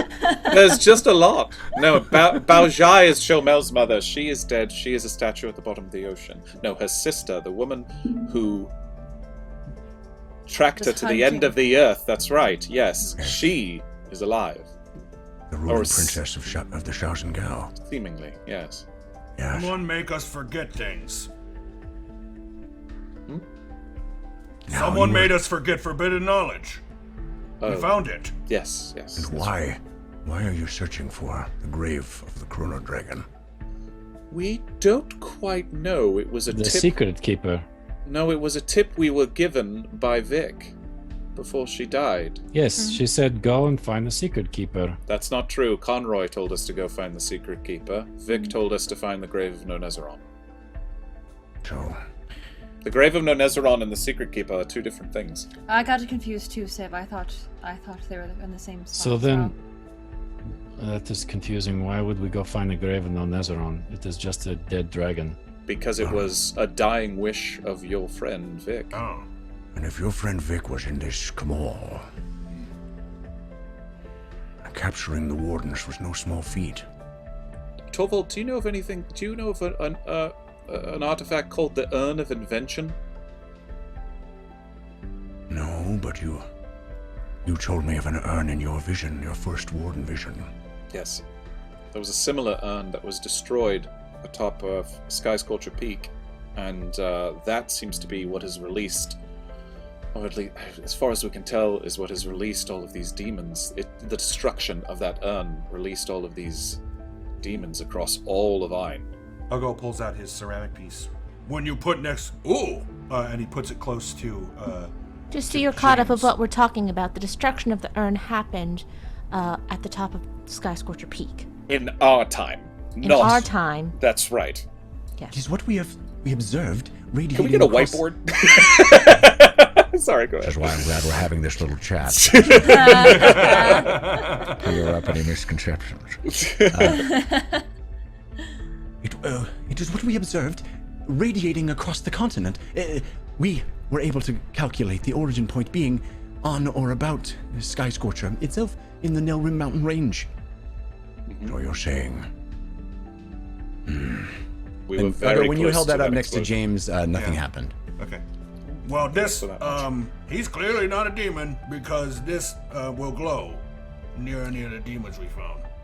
But if you put it next to his wing nubs. We don't know that for certain. I think maybe what that might be proof of then is that the demons that were released by the destruction of the Urn of Invention, which I don't seem to be of that breed of demon. I don't understand why that would happen. I don't know either. Mama, here, you can have this. Oh, I will take good care of it. Thank you, Uggo. But we don't truly know what's at the grave of Nonesseron. All we know is that it was important enough for Vic, with her dying breath, to tell us to find it. But I also have this. If this cabal was managed to capture wardens, I would surmise that if they found it important, that something is quite important there. If they visited the grave themselves, perhaps they learned something that helped them capture the wardens. Yes. Sorry, I have this far-fetched guess that the bone that we've been seeking, the bone of the cheesemonger, might be a bone of the Chrono Dragon as well, so I think it's worth a shot to see if that might be true. Torvald, have you heard of Null Elemental? No, I have not. Fahima, you might want to show him. All right. Everybody back up a bit. Oh, okay, right here? Okay. Oh, I'll just cast a small one. Okay. A minor elemental. And, she does. I don't have the spell right in front of me, but, I think it takes a minute to cast. All right. So Fahima settles down and starts conjuring this, touching this this piece of ore that is required for the casting of the null elemental spell, and indeed a creature. Which kind of null elemental are you creating? I'll do a fire. No, water elemental, the least destructive. All right. You have the water ore, right? Yeah, the only one I can't make is the earth. Earth, yeah. Not Okay, the so you create this thing that looks liquid and fluid. It manifests out of thin air, but there is... It looks like it is water, but the film negative of water. It is colored wrong. It is a sort of an inverse look at water. It swirls and splashes about, but it is the unwater. Lesliana's eyes get very big. She is fascinated by this. Fahima, what happens if you summon a water one now? Well, that is a water one. No, I meant like a regular water elemental. Oh, well, I can't do them both at once. One will disappear. I can help you do that. Come again? What? I have place in memory to hold for you. Oh. Okay. Candle Queen gave it to me. Out of role playing, you told me about this, right? You told me about this before. Yep. Okay, I knew I had This that is his information. paladin oath. When you cast a... Here, I'll read it to you. As a reaction, when a wizard within 30 feet of me casts a concentration spell, I can hold the concentration for that spell. Wow. While this effect is active, the original spellcaster can cast an additional concentration spell without losing the previous one. This effect only lasts 1d4 plus your charisma modifier rounds, minimum of 1. This effect ends when you cast a spell of any kind, lose the ability to concentrate, or fail any normal concentration check. So if I'm in the heat of battle and I'm taking hits, I'm going to be making concentration checks, and it's at my rolls, not yours. Oh, well, we haven't done this before. No. I'd love to experiment. Yes. You want to do a water elemental? Okay. Yeah. I would, Civ is backing away. yeah, from I would this. suggest you read your spell about the null elemental Yeah, before you that's do this, what... Fahima. It's the opposite. It's the opposite element, right? Don't blow anything up, please. If an elemental comes into contact with an element of its type, it is Water. instantly destroyed. Yeah, well, we've never done this before, so I don't know what's gonna happen. How is it destroyed? Hang Hang on. How is it okay. destroyed? So, Uggo, do we need to touch, or how does this work? Hang on. How is it destroyed? I'm sure it's just a bit of like watery swirling or something. Like Should we maybe do this outside? Yeah, listen, we've got some elderly types who've been imprisoned for a while. Sorry, Mama's here, and I'm trying to show off, and I'm... No, it's very good. There's a lot, Torvald. He was casting it. All right. Okay, and I'm shepherding everybody out of the room. Well, Uggo will not, Uggo, hearing everybody else kind of panic, sorry, Fahima, and resists the, resists the urge to allow that to I mean, I think if occur. Fahima's this is meta as meta Sure. gets us just wanting you to do it. Let's just do Absolutely. it. Okay. Because if it's happening, it's Absolutely. happening. If I hadn't have said yeah. read the spell, we would have just done it. Okay, let's fair just do enough. it. Fair enough. So Uggo, he grabs the candle in his shirt and concentrates on the connection between Fahima and he through the oath, specifically passion. And when he reaches into his passion, the spell she casts enters his mind, and he holds the water elemental for her. Are you casting it right on top of it? No, next to it. Okay. And so, yeah, this spell has verbal and somatic, but not material elements. That's actually perfect. Mm-hmm. Yeah, so you must like hear the words I'm saying and. All right, kind of so I carry can them in your hold own this brain. for 1 round. You have 6 To- seconds. Torvald, let's get you away. Yeah, this is very impressive. Oh, it's Yes. just like you're just going to get a little bit wet. It should be fine. Well, All right, we should so- stand behind you, right, Fahima, so we're on this side of the It's the first time that Uggo has held a spell in his mind for someone else, and it is a strange experience. It's almost like you are sharing a thought, the two of you at the same time. Fahima, you have this incredible sensation of offloading the mental strain somewhere else, and Uggo, you inherit that. You take on that connection to the arcane. It's a foreign feeling for your mind, but somehow you're able to focus and concentrate on it, and you manifest this watery form, this strange little being made of pure liquid manifests out of thin air. It's like bubbling and swirling, and seeing these two things next to each other, one with this sort of crazy inverse look, it's almost greenish and strange, almost oily looking in the air, with reflections in and around it that seem to be backwards and upside down. It's an inside out view of water, if you can imagine something like that, next to actual water. And there are these two beings that are existing at the same time. Uggo, you holding one in your head, Fahima, you holding the other in your head. And the null elemental reaches out and touches the elemental. Oh no. And there is an explosion. Boom. I'll read you the spell. It says, the nullification creates a circular explosion centered around the two with a radius of 30 feet. All creatures in the area must make a dexterity saving throw, taking 5d6 cold damage and 5d6 acid damage on a failed save. I definitely got 30 feet away and got Lesliana and Torvald. I definitely got us away from 30 there. feet? 30 feet? Yeah, that's pretty 30 fast. I said, let's get out of the room. Technically can move 30 feet in 6 seconds. Just and it takes a minute to conjure these things. All right. I did not get to move 30 feet. If you left 30 feet, you had no idea what's even going on in there, right? Nobody was watching to see. You weren't curious enough. I to was stay definitely in watching. eyesight? I was in there. I was definitely not 30 feet away. Can your decanters suck up water? Oh my god. Dexterity saving throws. Oh, nat 20. And you guys have your. We do have portent dice. We do. Yeah, portent dice.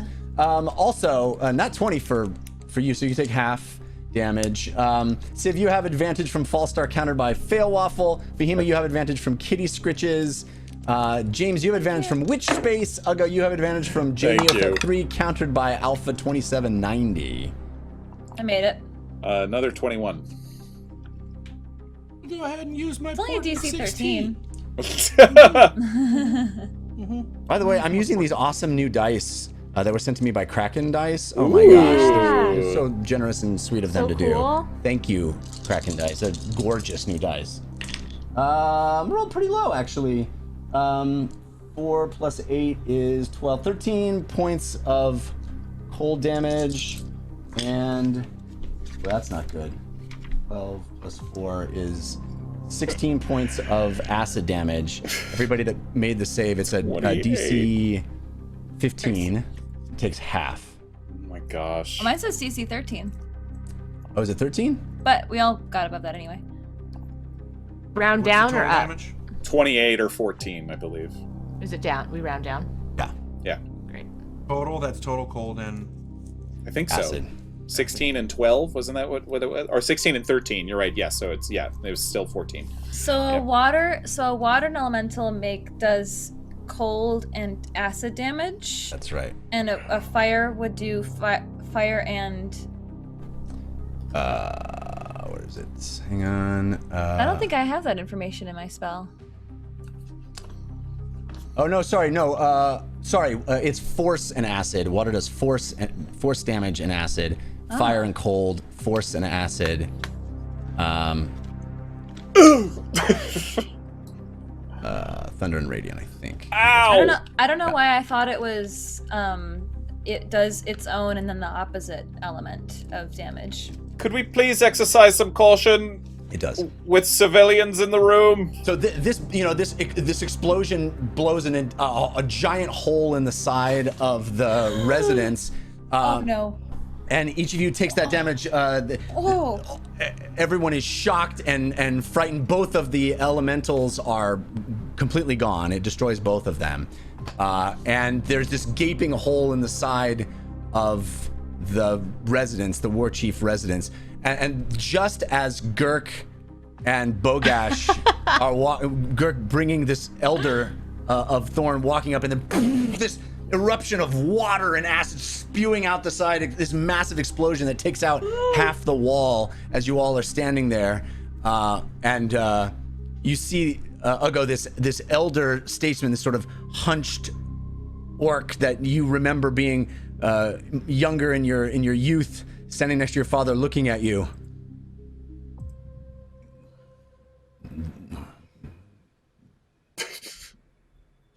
War Chief?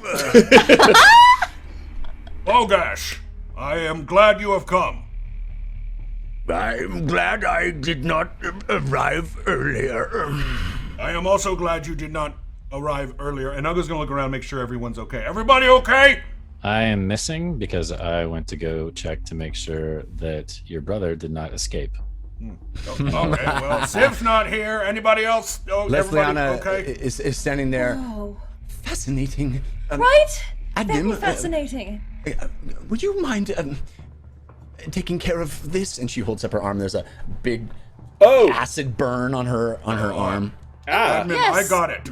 And she raises a knife. Oh, you. No, Fahima, no, well, there's other ways to heal. There's No, you don't need to do there's that. healers. It's There's- really not that There's bad. healers around. That's a break open You don't in need to case do of that, yeah. emergency. Human Mama, allow me, please. Thank you, Uggo. I do appreciate it. I'll give her 15 hit points. Oh my. Okay. Assuming she needs that many? Yeah, if she took. Yeah. Same as I everybody don't know else. how much she took, so I just was give her as much as I can. 15's the max I got, so. I didn't even roll her dex save, to be honest. Here it is. She rolled a natural one on her dex save. Oh, she needs no. it. She needs it. Oh. I'm sorry. All right. Yes, experimenting with this definitely need to be doing it in a larger space, away from civilians. Well, we should be experimenting, because think about if I had tossed one and then you had tossed the other one. Kaboom! Make a giant explosion. It might have made a bigger explosion. You think? What if I cast a full element? Sorry, Bogash. I yeah, apologize. Bogash, yeah. I apologize. Uggo is very The sorry. coronation feast is ready for your And Girk says, I will get the people on fixing this right away, War Chief. Thank you, Girk. If I may, Uggo, follow me. Before we go, I would like to ask you a question. Of course. Forgive me if this is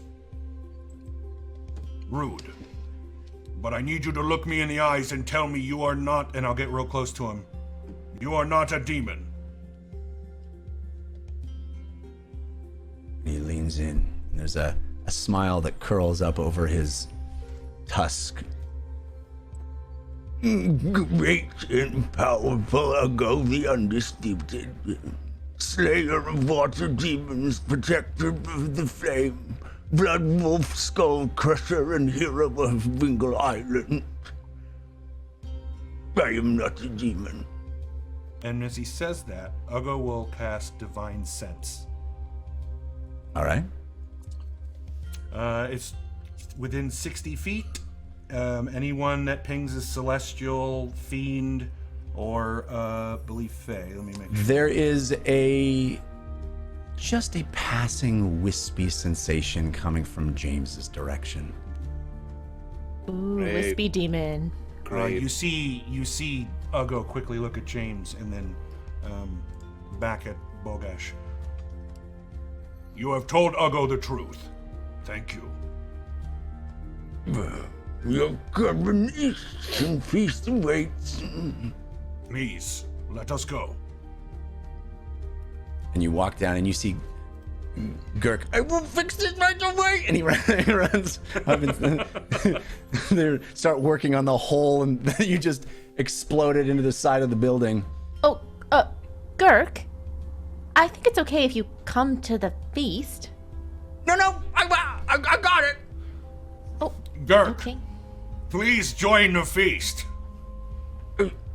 Yes, You War will Chief. be at Uggo's side. As you wish, War Chief. Rest away, War Chief. Civ.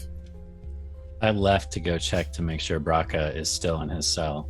Yeah, Civ, Civ. you get. He's been chained. There was no cell, but he was chained up.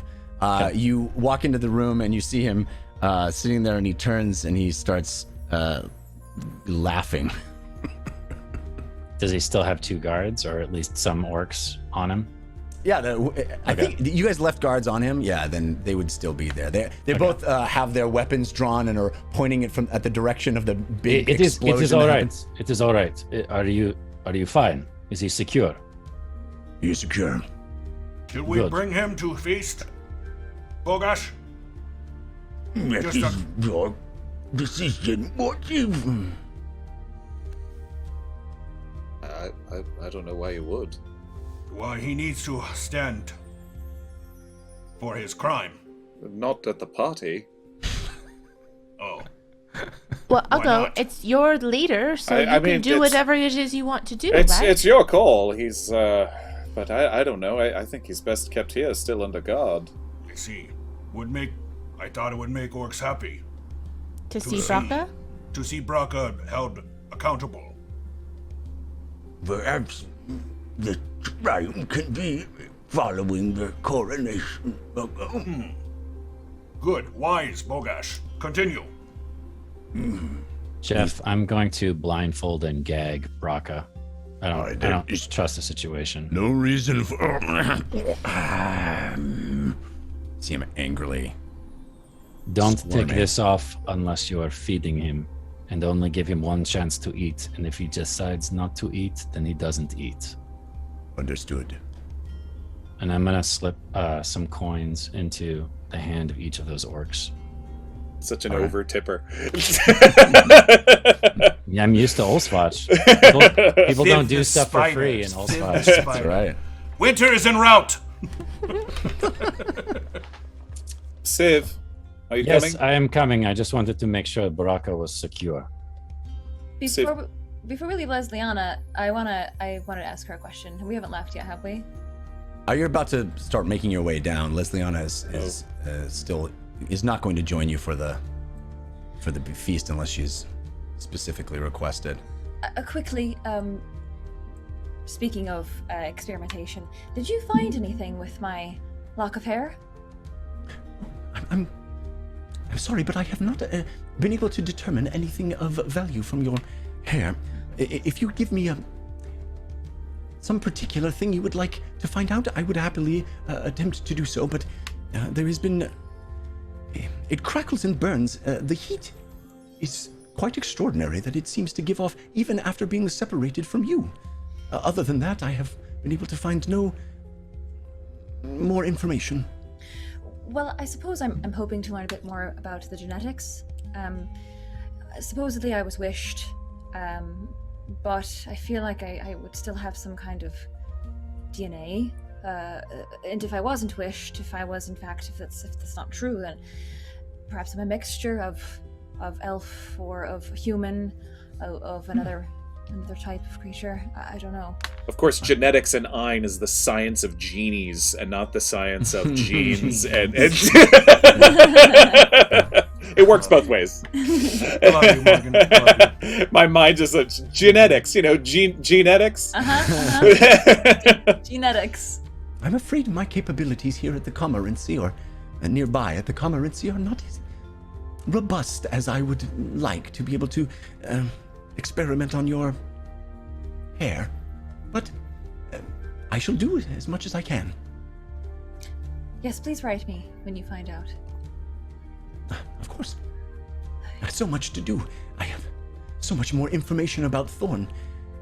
As I said to Uggo all those years ago, I think the connection between orcs and humans is much closer than I would have most people would believe. Right. She'll nod at Lesliana and head out. Uggo.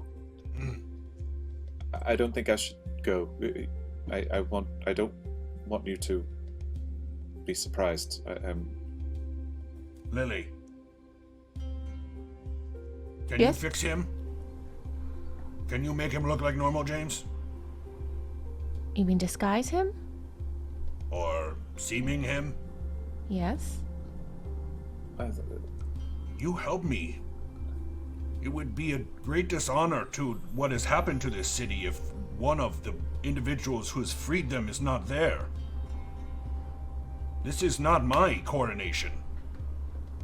This is a celebration that we have freed a city. All right.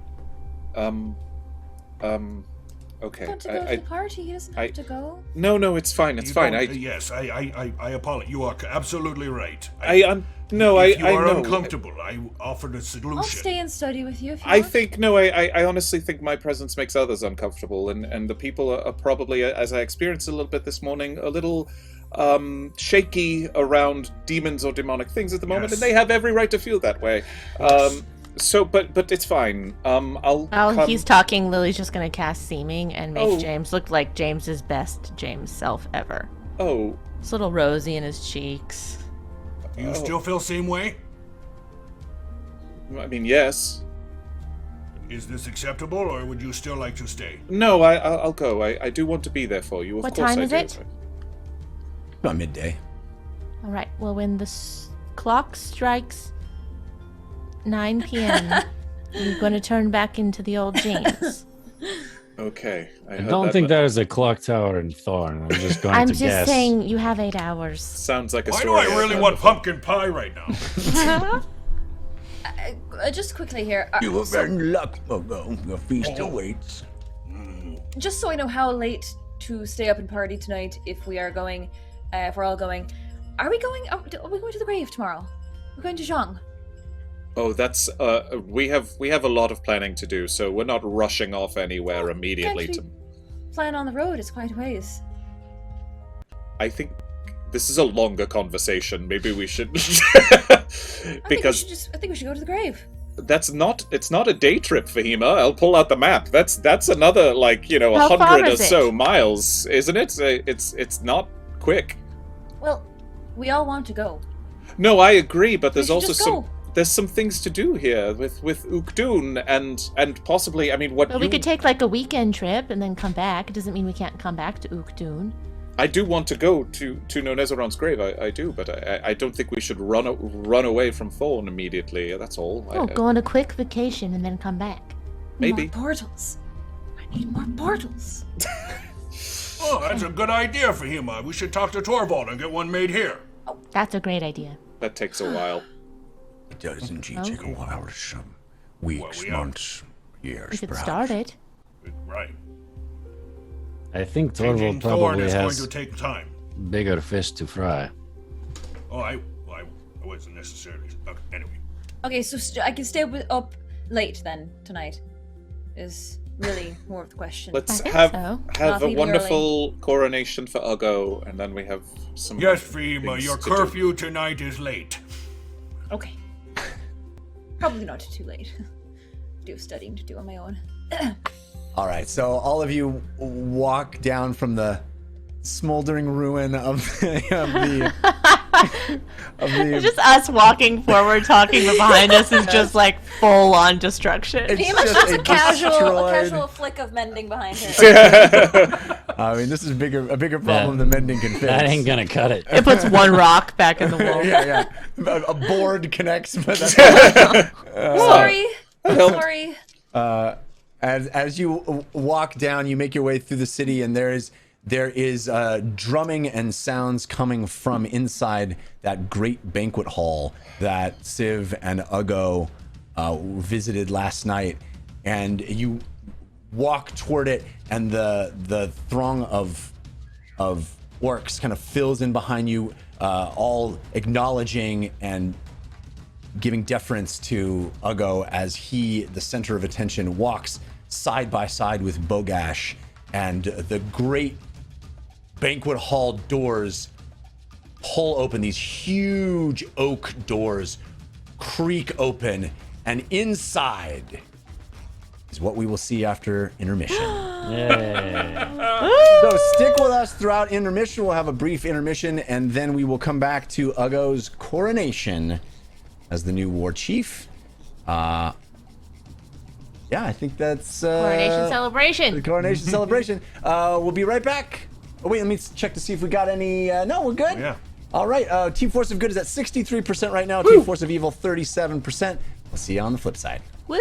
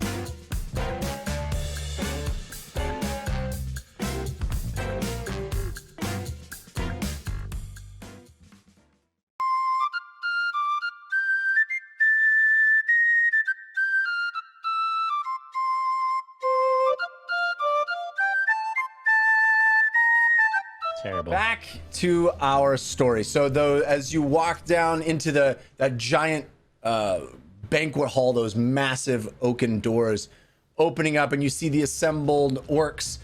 There's drumming and noise and festivities, and you see Bogash stand at the entrance just inside the doorway, and he says, "Presenting Uggo, son of Rage Fist, slayer of water demons, protector of the flame, blood wolf skull crusher, and hero of Bingle Island, Uggo Rage Fist, mightiest of Thorn, War Chief, and Shaman King." And everyone cheers as you enter into this massive banquet hall, and you see in front of you this long, wide table of the banquet hall. It is full. It is absolutely jam-packed with all manner of spiced meats and vegetables hacked at the root and displayed extravagantly. Cabbage and beets and turnips, bamboo shoots and arrowroot, artichoke and broad beans, ginger and onions and squash. The aromas waft into your nostrils from the spread. Thick cuts of meat in various stages of rareness, some of them still oozing blood, others blackened and charred, haunches and legs, ribs and knuckles. And punctuating each section of the table is the head of an animal, often holding an apple or some other fruit in its mouth, eyes glistening but dead, a hog and a calf, a bison and a yak, massive trophies of successful and recent kills set like centerpieces on the long banquet slab. And there are tall carafes of dark blood-red liquid and steins overflowing with frothy suds. And there is a large bowl of chunky soup that seems to have something moving in it. And the head of the table is left for Uggo, a broad, high-backed chair with the fist and thorn symbol of the city carved into it. And someone brings a platter that is meant specifically for Uggo, the most prized kill. It's a huge chunk of meat displayed to impress. And the leathery skin alone is unmistakable, but if there was any doubt as to what it was, the severed head that accompanies the dish drives home the point. Multi-segmented eyes and a terrifying array of serrated teeth make it clear that this is a demon. Oh my god! Served to Uggo with honor. To eat? A long forked tongue hangs out of its mouth, which has been propped open to maximize the gruesome effect. This looks an awful lot like things that you've killed on the battlefield, with spindly mandibles hanging limp from its crunchy carapace. Ugh. Oh, well, they definitely don't want you to guess what you're eating. I am loving this. We can tell. I will gladly jump into the room, and I'll of course give deference to Uggo, but I would love to jump into the room, grab a haunch of meat, grab a mug of ale, and I'm just going to start carousing with the orcs as much as possible. All right. Yeah. So I am encouraging the feasting. All right, and there is much revelry there. It is truly a celebration. Uggo, you are welcomed to sit at the head of the table. Uggo, Uggo will sit. Yeah. how are you doing? What I have to? I mean, how do you feel? Numb. You said to me that you felt nervous. But that was before I was numb. Oh. Is numb good? I'm not angry. That's good. Well, I am. I'm just very good at keeping it. Okay. I am still. Figuring out how to lead? What? know how. I don't you just leave it. You leave it how your heart. It's okay. I'm right here next to you. Do you want me to do an icebreaker with everybody to get them warmed up? No, I got this. I got this. Are you sure? I'm more than happy to. You can, though. You ready? Do you An want to- ale appears in your hand, Uggo. Oh, dark. I like it that way. Cheers, my friends. Cheers. To you. And the entire place, and there are clinking steins and drinks had by all. Everyone is cheering. And then Uggo will raise his arms to try to get everyone to be quiet for a moment. And a hush falls over the crowd. Bogash stamps this wooden, almost like a staff, but shorter than that. This sort of cylindrical post, boom, boom, boom, on the ground, and everyone gets quiet. First, Uggo want to say thank you to Thorn and to Bogash, Bloodspear, oldest of old, wisest of wise. Uggo has been received. He who returns has returned. This will be a new day forward for Thorn. Celebration is in order, not because Uggo is king, but because Thorn is free. There's a cheer and a great stamping of the feet and hands on the table. Boom, boom, boom. Plates and dishes and goblets rattling. Tonight we celebrate. Today is a new holiday. Thorn Day. The day that everyone return from Thorn to the land around. And you see This Bogash day. stand up and say, "So it shall be done." And he sits back down. From now on, we shall be the example. We shall help this world remember its ancestors. Everyone has forgotten. There are things that came before. Uggo has seen. Let me show you. And Uggo gets quiet, closes his eyes. He waits for the room to remain silent until it's almost uncomfortably so. And then with great force and with great circumstance, he summons his angers and brings forth the ancestors. And then through this pall of quiet, you hear a pin drop, and then you hear stirring Uggo, that grunt, that kind of primal rumble from deep down in his diaphragm. And behind him, these astral forms rise. 1, 2, 3. It's large, a huge, almost ogre size. This female orc in the center, and then this male human standing before them. Lay witness to what Uggo say true. Feast eyes upon human ancestor. There's Orcs. a murmur in the crowd. Orcs and humans are not much different, and Uggo will prove through new way forward. Thorn shall become center of knowledge. We will learn new things, adopt new languages, learn from those around us, because life is pain. And the only way for pain to be useful is to focus and use it. You are angry, have been for many generations. Most of that anger has been used against you by those who would poison you, like Braca. There's a murmur in the crowd.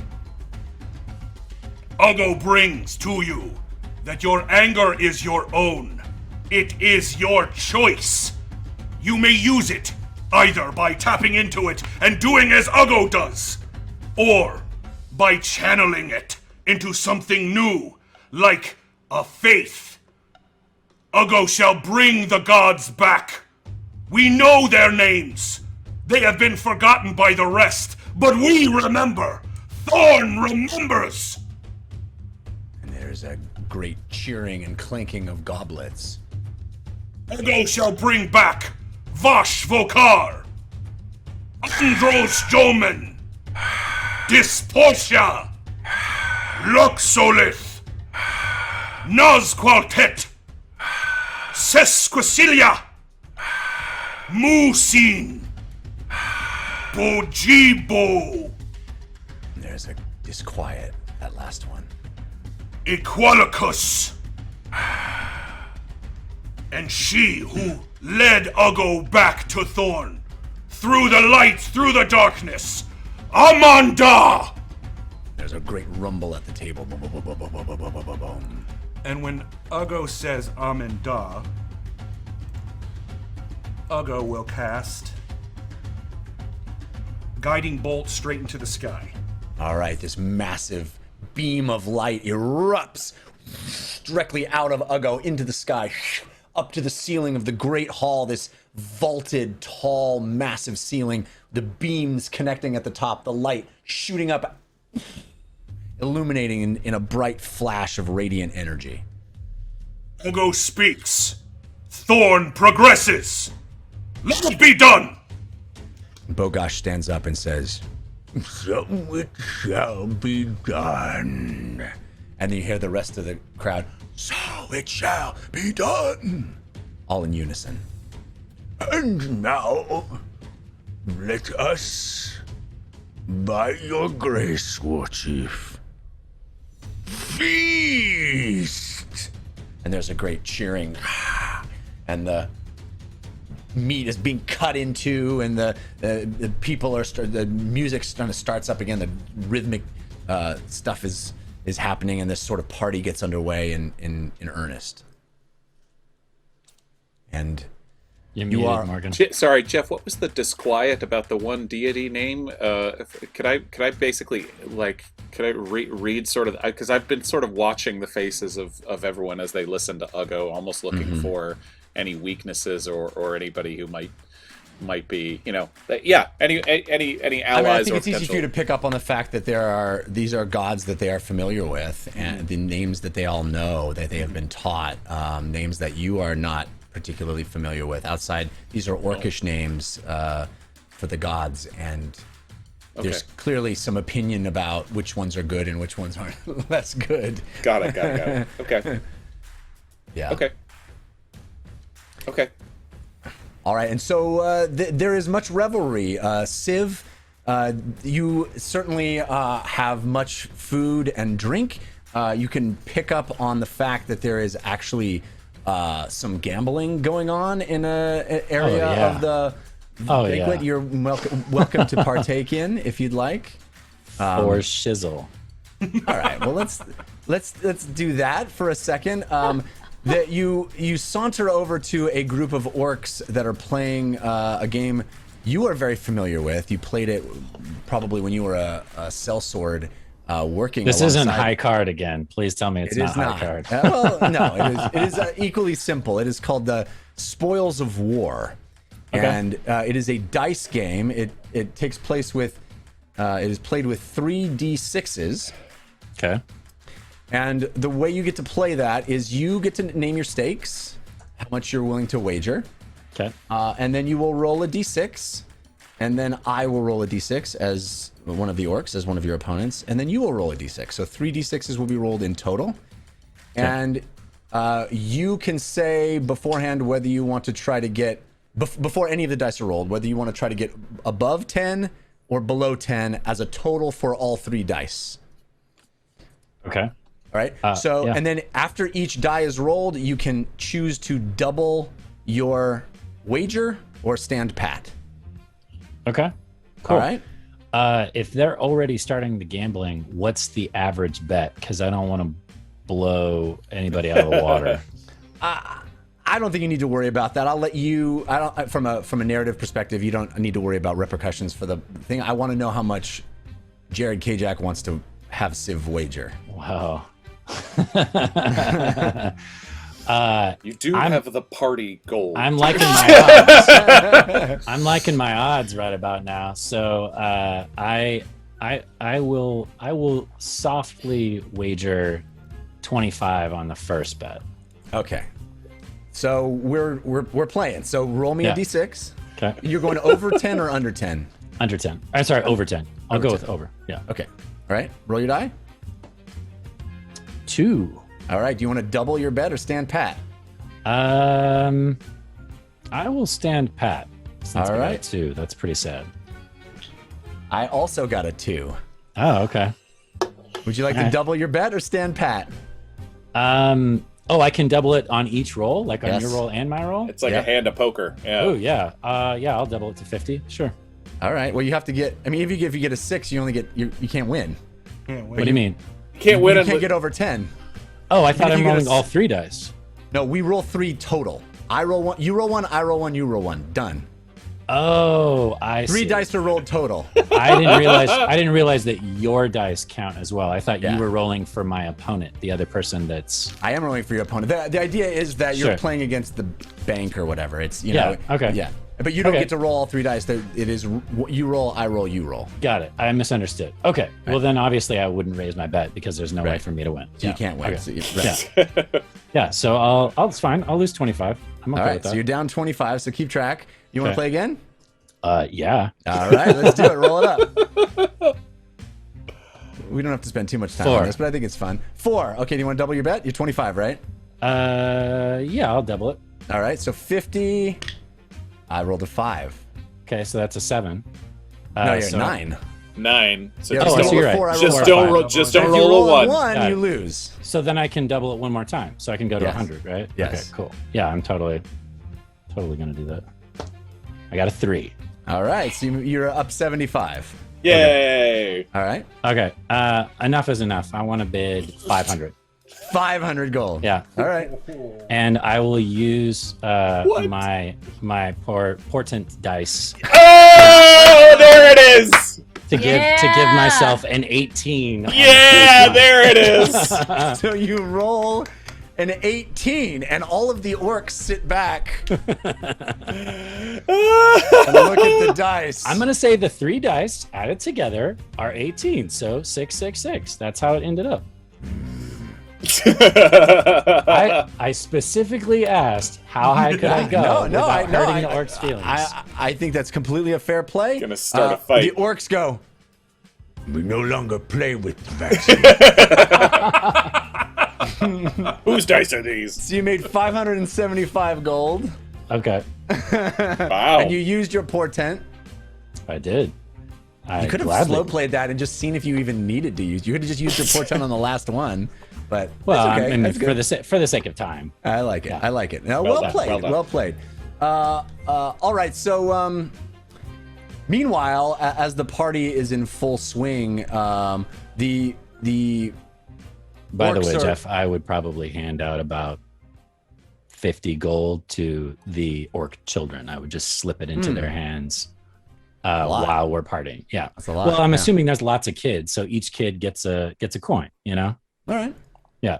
So you become quite popular among the children, and the older orcs are looking at you sideways, and you know the ones that had lost big at the table are softened a bit by your generosity with the children, but they're still a bit sideways look at the high rolling tabaxi. It is an Allswatch custom. If you win big, you have to share with the people. Meanwhile, Lily, as you sit at the table, enjoying or not enjoying, as the case may be, whatever the banquet is, I don't know your feelings I'm about enjoying it. It's a party. All right. Yeah. There is an orc that sidles up next to you at the table. It is a woman, a youngish-looking female orc, and she sits down next to you and looks over at you a couple of times before working up the courage to speak. And finally she says, Are you a bard? I am. Are you? Are you? I've always wanted to be one, but I am. All my songs have always been so angry Oh, I have not been able to find the magic in them to be a true bard. to inspire people, you mean? To inspire and to create joy in music. Well, what's one of the names of one of your songs? Or the topic it's about? Bloody Death. Okay. And what about Bloody Death did it inspire you to write that song in the first place? Well, I was in a hunting party, and we made the kill, and I observed all of the blood gushing out of the wounds, and that the beast died, and I thought I should sing about the bloody death. Well, you have the right idea. What's your name? My name is Zimdala. Simdala, I'm Lily. It's nice to meet you. I have heard about you. Some of the chieftain's guards said they saw you in the Underfurious, ferocious as a true orc. Oh, yeah. They- I had they a said run-in they- with Rage. They said they never saw a beach gnome spit fire. Yeah. I usually try and stay to the water elements, but it was rough.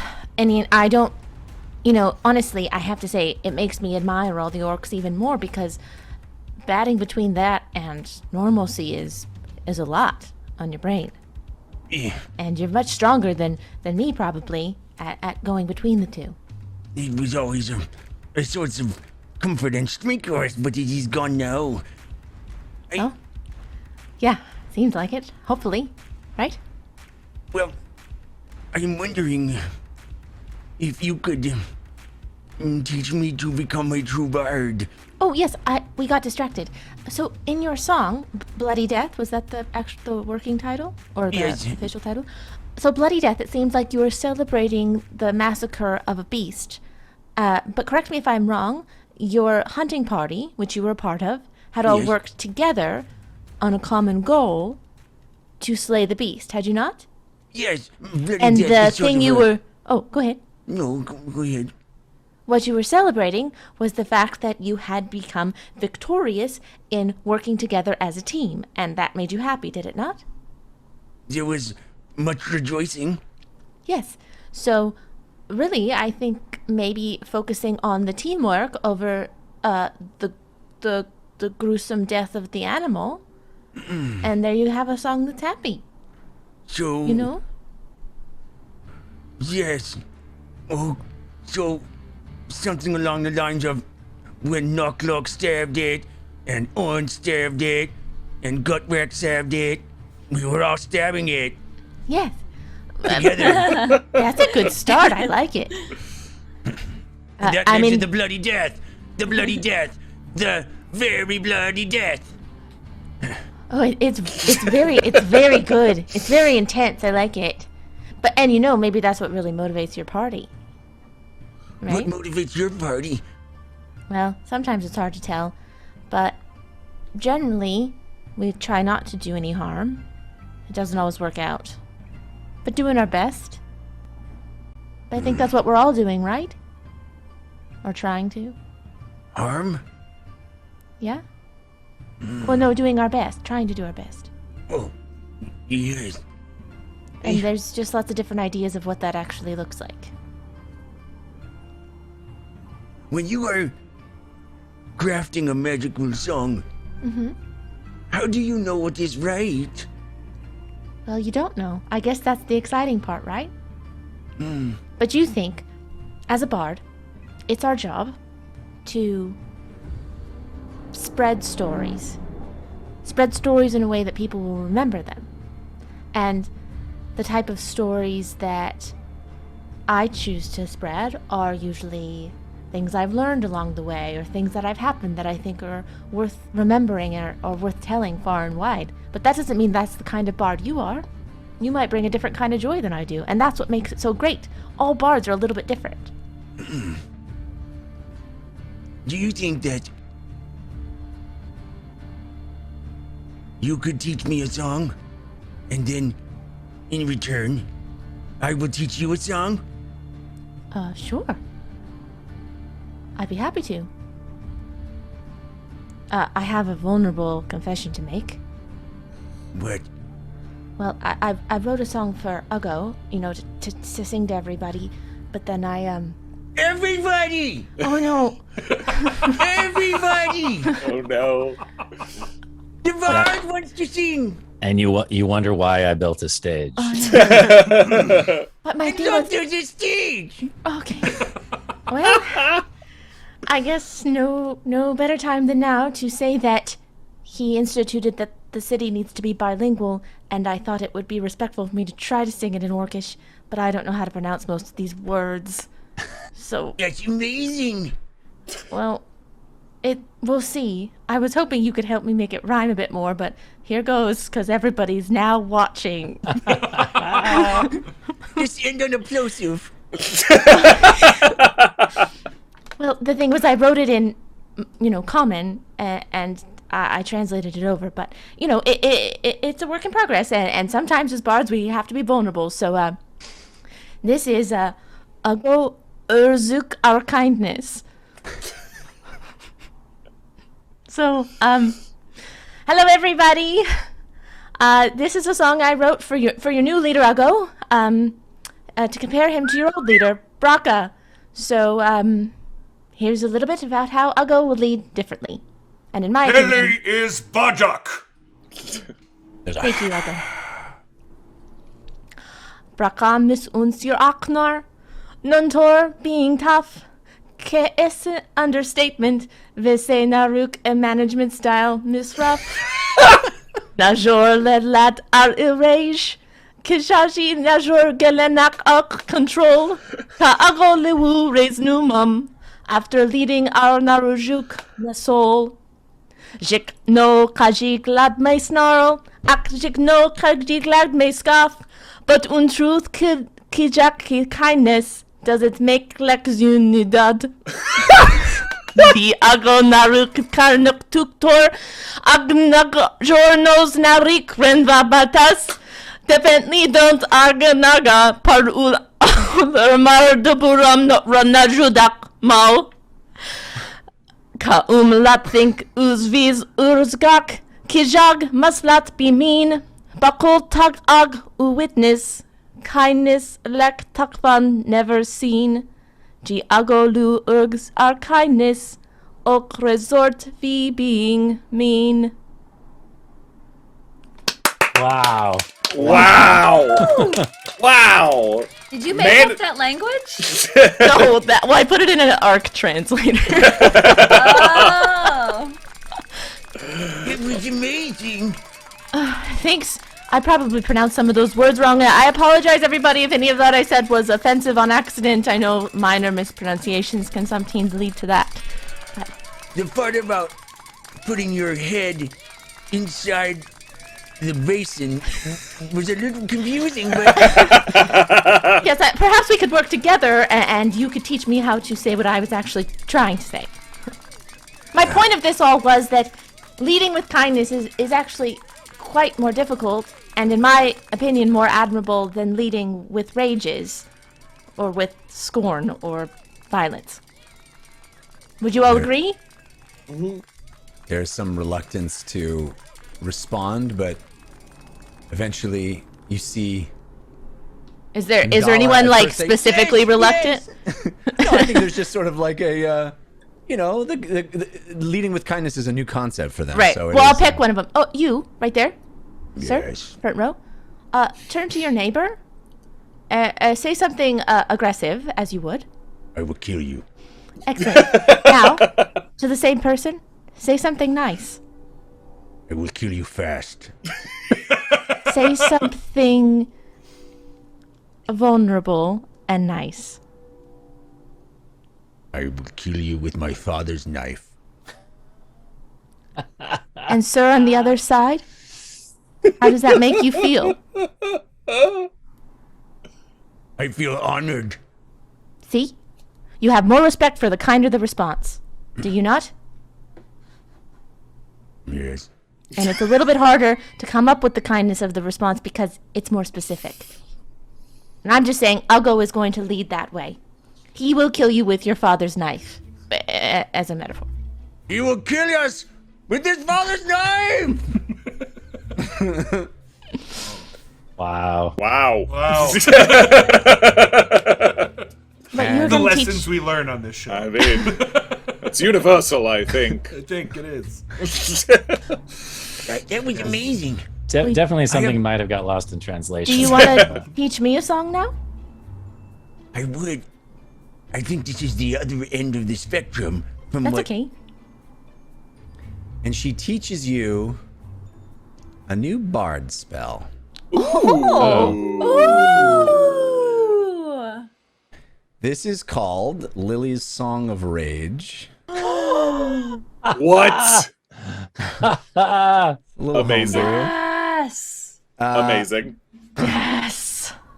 For up to 1 minute, you can sing a song that channels your own pure, unbridled rage. Yes. You are unable to perform any other spells as your rage erupts around you, so you can't cast any spells while this is channeled, while this is concentrated on. But you are able to swap your charisma score with your strength score. Whoa. Okay. You gain double proficiency on melee attacks with improvised weapons or barehanded unarmed strikes. Wow. You gain resistance to slashing, piercing, and bludgeoning damage, and you are immediately able to perform one unarmed strike as a bonus action. Yeah. Woo, So what she level is becomes it? like a crazy pugilist? I'm like a tornado. Yeah. Really But I have to be angry singing. scald. Wow. That is amazing. Awesome. Such a cool spell. Yeah. Lily's Song of Rage. Oh my gosh, I'm so excited to use New that. Bardic subclass unlocked.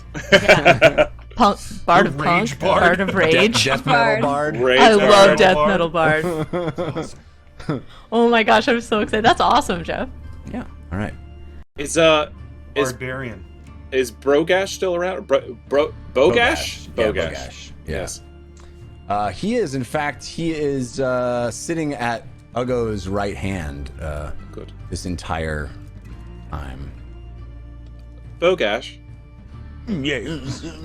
I was going to ask. Now may not be the best time, but Ukdun. Do you know of Braka's dealings with Ukdun? Of course. We have brokered an alliance with Ukdun. Who is? We encountered. Wow, his name went right out of my head. Garolago, there it is. We encountered Garolago.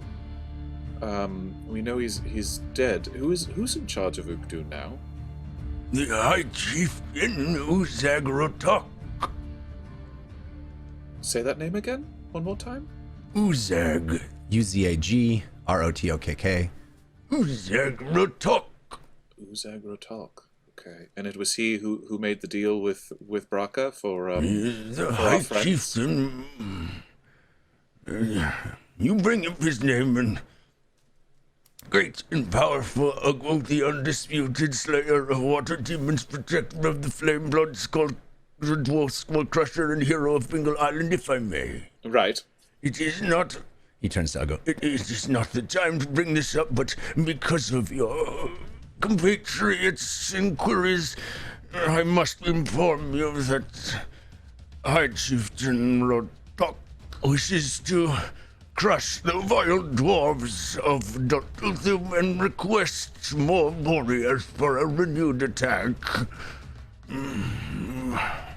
I did not wish to disturb your coronation feast, but what shall we tell him? Uggo, Yes. be political in this moment. There's a lot of course. emotions running very He high. is So chief. He deserves respect.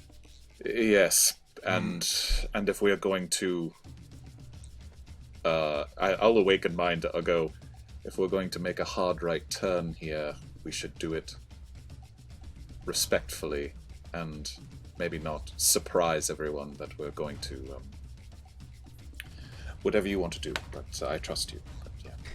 Hey, real quick, I just want to say we got a potato in honor of Lily's song from Guy Yeah, Vox. of course. Nice. Guy Vox, thank you. Very, very kind of you. Amazing. I didn't want to let that moment go past, but I apologize for interrupting. Go ahead.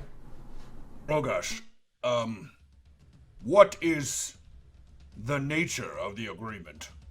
An alliance support of troops, and full support of the war against Vimdor and Deltathum. In return for? Prisoners delivered. Your... And he nods his head at Torvald, who is ravenously eating all of the food.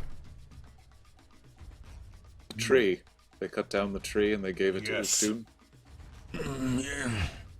That... as well, yes. Has Thorn not paid enough? Well... perhaps... there has been some...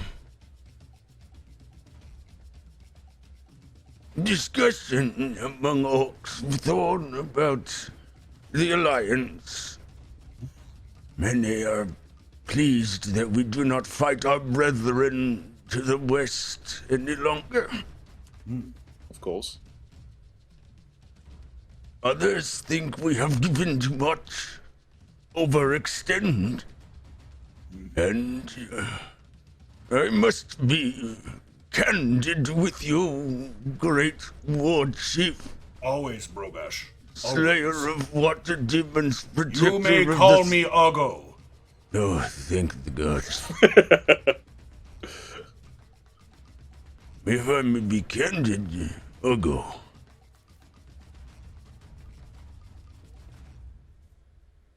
Always. There is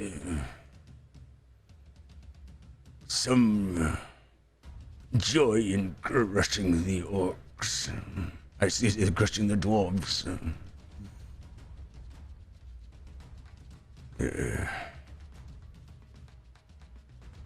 But And in recent days,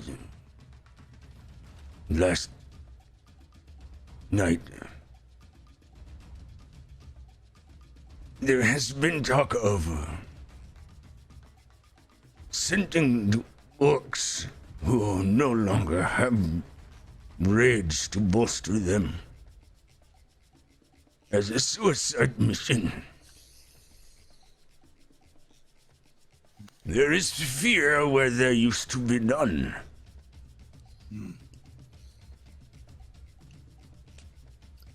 let me ask That is one. because they are finally awake. They are themselves. Fear is healthy. Fear is good. It teaches you. But it is not something to succumb to. And it may not look like it. But that is what Thorn has done. You have given into fear and relied on something that has poisoned all of us. Uggo is culpable as well. So you say, and so it is. I am only here to advise you. Rogash, what do you advise? Provoking Ukdun into aggression against us would be unwise, Yes, agreed. especially considering the morale of our armies. Yes. But sending more troops who are uncertain of their abilities also gives me consternation. I bow to your wisdom, great War Chief, strongest of the orcs. You know. Urzog. Rotak. Better than I. Is this chief reasonable? Or is he filled with anger as Braca and my father were? Not like your father was. Definitely not like Braca was. But he is proud. And he has lived through much Thornish aggression. Yes. He will take betrayal as an act of war. How would he respond to a visit Yes. from War Chief Uggo? And maybe a small... I do not know. We have not convened in person in generations. Bogash, has there been any mention, any rumblings of a gnome, a tinkerer in Ukdun? Yes. For the first time in as long as I have been alive, the orcs of Ukdun listen to an outsider. It is part of what angered Vraka. Okay. And he's, is he still there? This gnome, this outsider? That is unknown to me. Okay. Fascinating.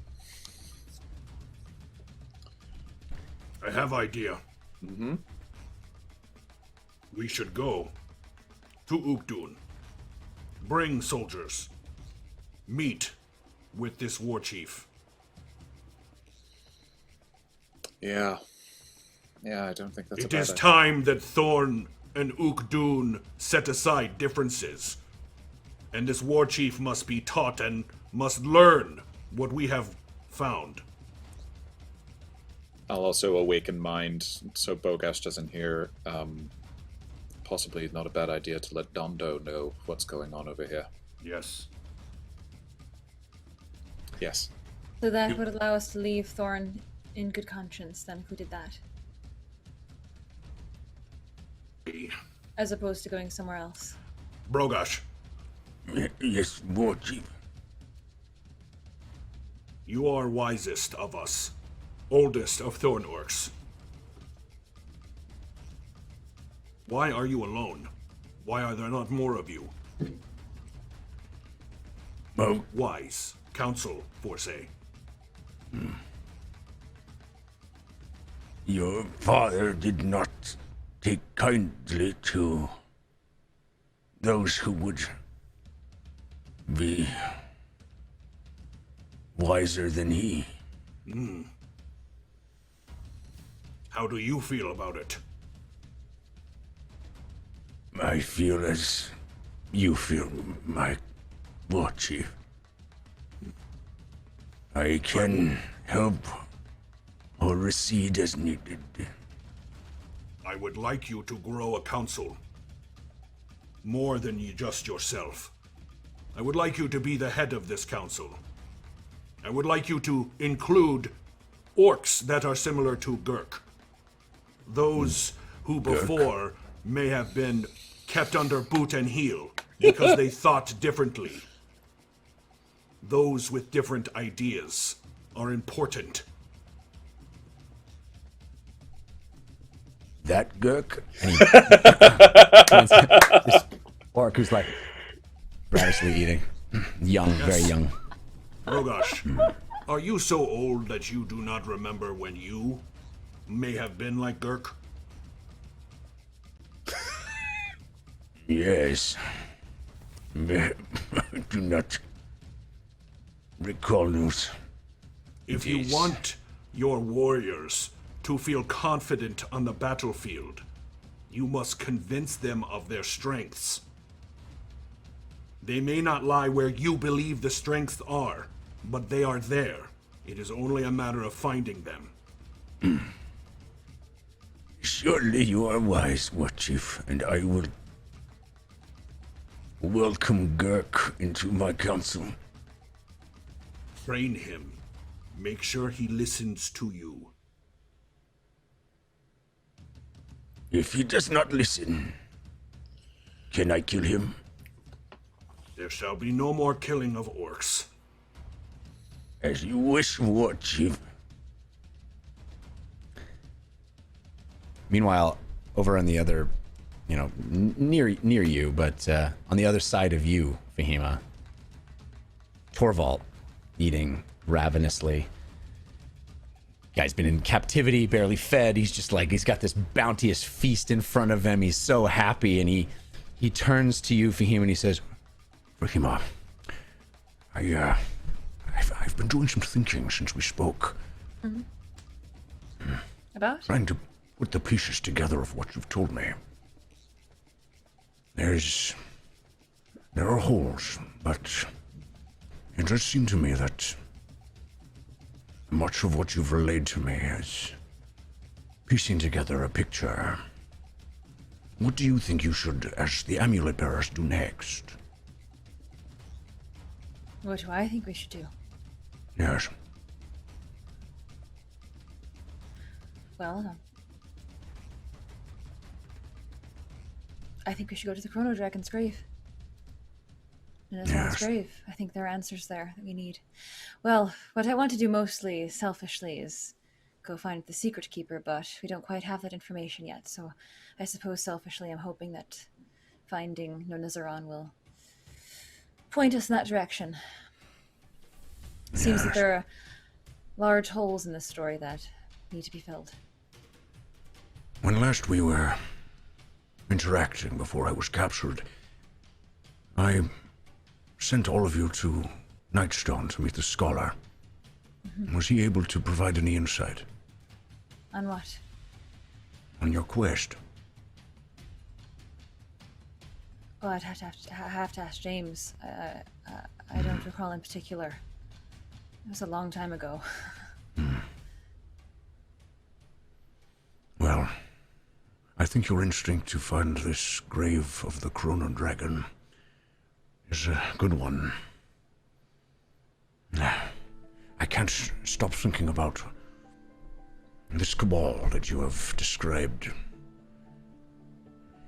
If they managed to capture wardens, imagine the power that they wield. And we did tell you that the Ashen Mage wanted me to be a part of that, did we not? No. Yes, I spent time with her as her apprentice, and she seemed to think that I could aid her in her endeavor. Also, it certainly could just be all saying that because she needs whatever I made of the wish to Ah, yes. further The wish. her needs. You know how powerful the wish is. I've been told, but in fact I don't know how powerful it is. It seems so... It doesn't seem quite real. There is, Rima, an economy in this universe. An economy of energy. A balance. Always. The gods seem to exist outside of that balance sometimes. Able to create when there was nothing. Able to manipulate and manifest outside that balance. But everything else, magic, effort, energy, all of it conforms to the balance. Energy in, energy out. All of it except the wish. The wish does not conform to the balance of energy. And that makes it very powerful indeed. Do you have any information or idea, a guess at how she might be able to extract this wish? She did say it had to be voluntary. If what you have told me is true, and that you were wished into being, you could be wished into unbeing. And the energy of that wish could be repurposed into something else. Wishes, my dear, are finite. How would my dad have come across a wish? The genie bottle in the sand seems a bit trite.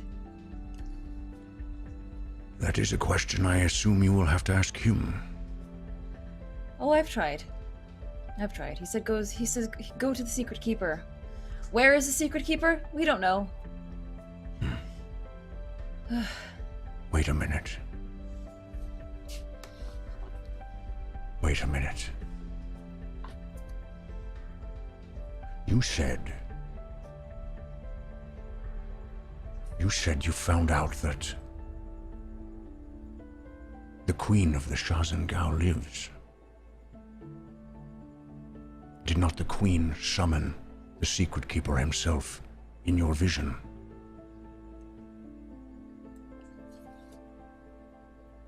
Oh, gods. If there is someone alive that would know where the Secret Keeper is, it could be she. Yes! Yes! And she reaches out and she grabs Torvald and gives him a huge hug. Yes! Yes! Yes! Yes! Yes! This could be the secret. Oh, this is what I need to know. Oh, God, there's so many steps between this and what I want. What the knowledge. Okay.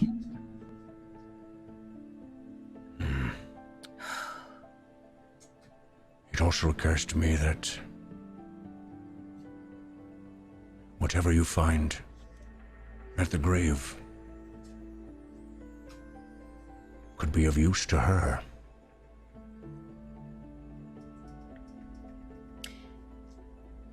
Certainly. Might be the only thing that could tempt a queen into revealing that kind of information. Have you tried the pork? It is divine.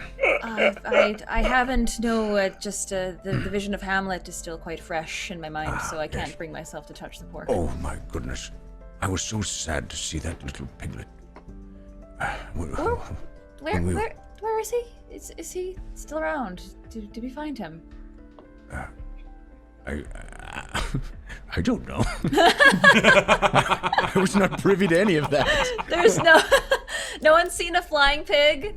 No one's seen a flying pig. Yeah. Oh yeah, he's healed? yeah, he's with Lesiana with the Chirai. Torvald has no idea though. And the bear, and Uggo's bear, whose name I forget. Buddy. How could I forget Buddy? Of course. Yes. Well, The revelry at the banquet continues apace. There's great music and excitement and much eating. You guys are welcome to do anything else you'd like. Yeah. Just wanna Is there point an out orc? That was the reward for saving Torvald. Thank you, Jeff. Appreciate Yeah, it. there you go. Boom! Lore bomb. Is there an orc that can get you things? That's the orc I want to find. a little Morgan Freeman from Shawshank Redemption. Yeah. I mean, it's not exactly like Olsvach. It's there isn't this sort of thriving black market or anything like that. I mean, the thing about the Thorn, especially under Braca's rule, was that everything was it's kind of like it's kind of like the trains run on time under the despot. Everything kind of everything was on the up and up. Everything really ran like clockwork because he was a terrible leader, but he was an efficient one. Right. So I mean, I think you're able to procure things from people, but they're kind of on a more overt instead of covert level. Sure. I would like to find a overt orc merchant then. Sure. Okay. Yeah, you can. So I mean, this is a feast, right? So everybody's sort of off duty. All the shops are closed and everything. Yeah. But I think you'll be able to find someone, especially around this gambling table. Now that you're flush with cash, I think orcs that see you walking around with all this gold, handing it out to kids. There's probably one or two that'll come up to you and say, would you like to buy anything with that gold?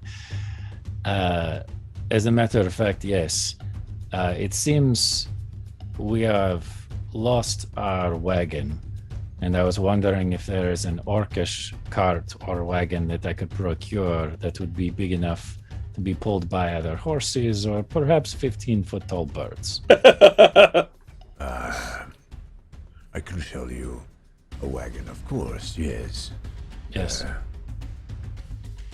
It's not... He pulls you around back outside. The banquet is still going crazy. You hear the thrum of talking and drinking and eating and revelry through the thick exterior of the building as he walks you down a road and around a corner down to a where there is a wagon. It is not your Vardo, right? This is not a nice, beautiful, well-appointed custom job from the Duke of Winkberg. This is this is a wagon used to haul fertilizer, and it doesn't smell great. It's a fixer-upper. It's a fixer-upper for sure. This is good. I can work with this. It at least has the bones of what I need. I also am looking 500 for... gold. Let us see if you have what else I want. I am also looking for something close to this, and I'm going to pull out Braka's dagger and slide it out of the sheath. I want this substance. How do I get it? I want more. And he leans over and... That is very dangerous substance. I believe I can get some for you, but it won't be cheap. If it is the right stuff, I will pay. I'm also wondering if there is some kind of potion maker in this town. Braka did not take kindly to other magics, but we know how to mix well enough. Good. I have some potions that I would like. How many? It depends on how well they are made, but some healing would be good. Something that would perhaps knock a person out if they were to drink it. And if you have any way of making a potion so that a person that drank it would disappear, I would also be very, very interested in that. And I would pay double. Disappear like death? That is one way to put it, yes. No guarantees. Meet me back here tomorrow. What is your name? You do not need to know my name for this. How will I know that it is you? Look me in the eye. Do not speak to any other orc about this but me. I will be here tomorrow. Midday. I will be here tomorrow midday. Do not tell your friend, the War Chief. He does not need to know. This is between you and me. It is a business deal. I'm glad we understand each other. Come alone. And he slinks off. James would have, at some point, after eating and everything like that, probably quietly slipped away and gone back to the house. All right. By the way, Jeff, I would trail him because I want to know where he lives. Okay, roll me a stealth check. You have advantage from 12 pint sips. I like 12 pint sips. Countered by Fail Waffles Muscle. Course. Wow! Got muscle I was now? trying to tell you. All right. She's building a gang. Yeah. Well, fail Da-na-na-na. Waffles muscle. Guess who just got a natural 20 on his stealth check? Oh.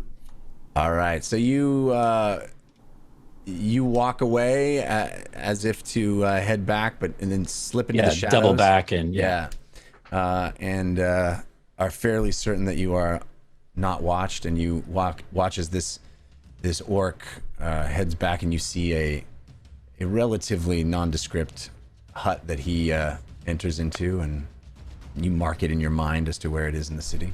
Oh, I'll physically mark it. Okay. I'll walk up to the side of the building and just run my claw along the side of it, little crisscross, so that I know which one it is. All right. And then I'll head back. Anybody else want to do anything at the end of the feast? Well, I'd hope that once you think about some songs you want to write, you come find me, and maybe we could try to write one together. Okay. I would like that. Do you have an instrument? Yes. Well, I play the drums. Most orcs play the drums. Do you have one? I have many. Oh, good. There's Perfect. large drums, and there are smaller drums. Some drums are between those two sizes.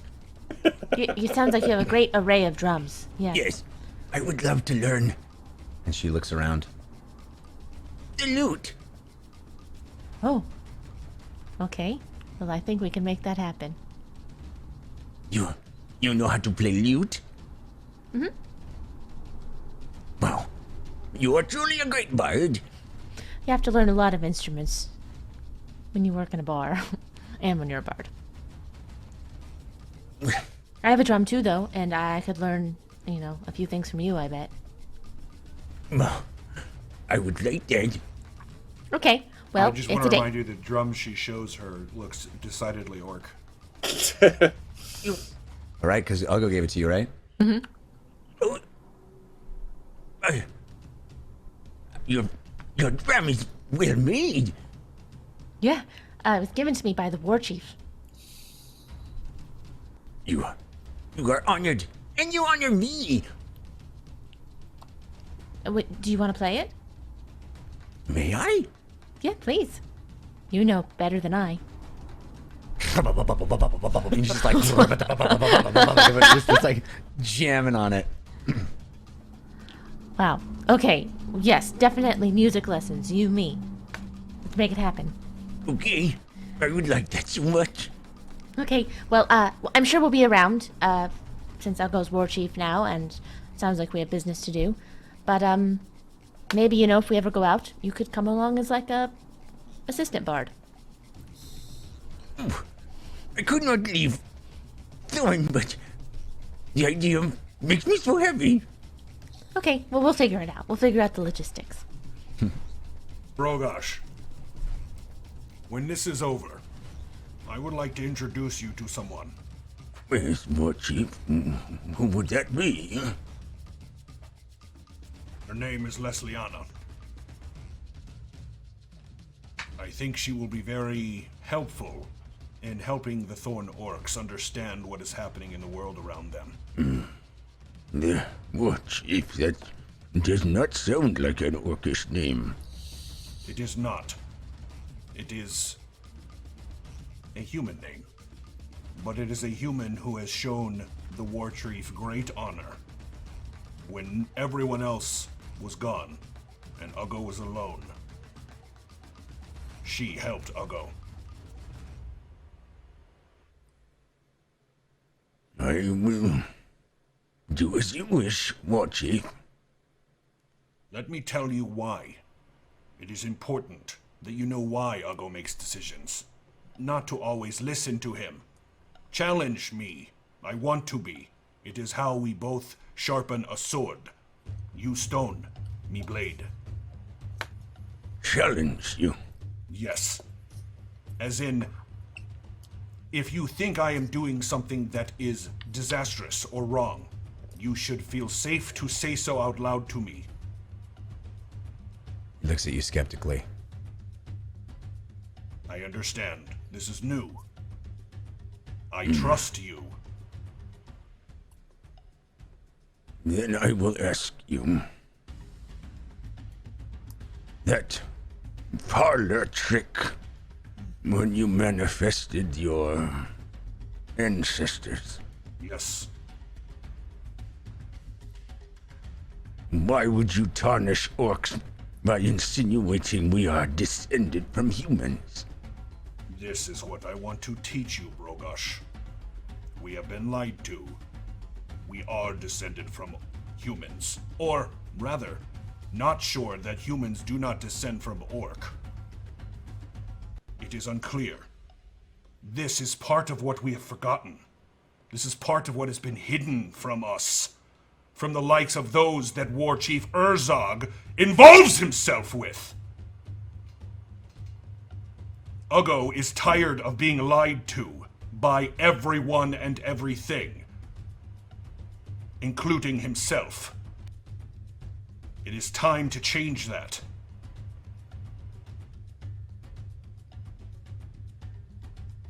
As you wish, War Chief. I know this feels wrong to you, but Yes. it is not.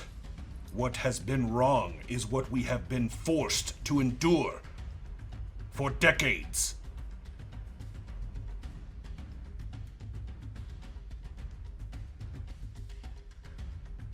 Uggo has met Dragon of Time. And live to tell the tale. Yes. That should tell you something. Either I am a fool and lying to you,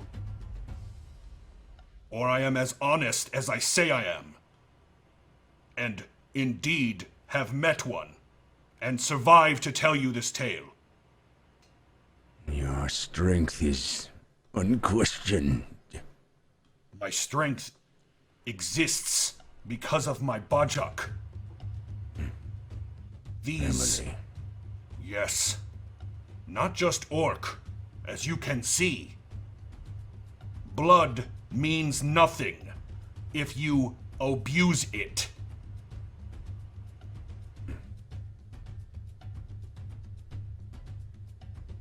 I have much to consider. You are wisest of us, Brogosh. And the fact that I can even have this conversation without you even getting angry or calling for my death gives me great hope in the people of Thorn. 2 days ago, I would have gotten angry.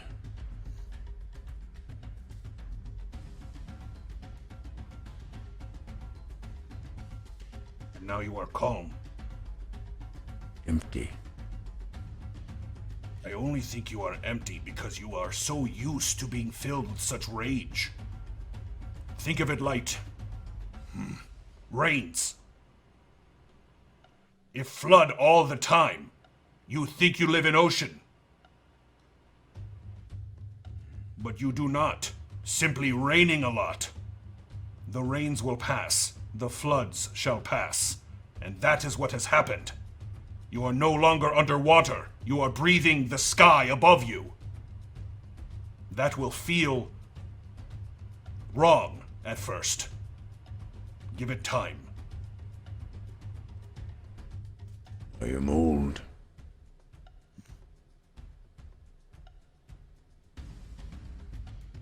That is why you must pass your knowledge down to those like Gurk. You will not be around forever. I understand what you Do say. you understand why I choose Gurk?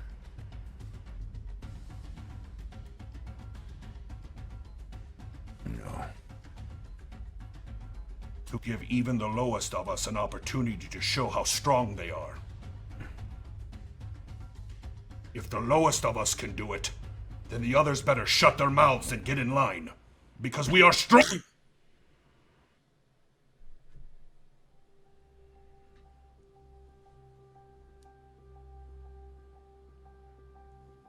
So be it.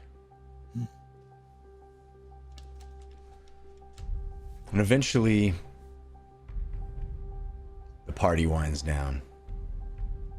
And hours that you spent there Lily playing music with this young female orc, Zimdala. All of you eating till you've had your fill. Gambling, interacting with orcs who take a moment to take to you, but because of your proximity to their new war chief, they warm to you. And at a certain point, James, your disguise wears off. I had left. Oh, you left. That's right. Wears off as you're alone. Yeah. You are back looking at your veins all down your arms and through your hands, intimately aware of what you are now. I will, yeah. yeah. Go ahead. Okay. I'll go visit Baraka. Okay.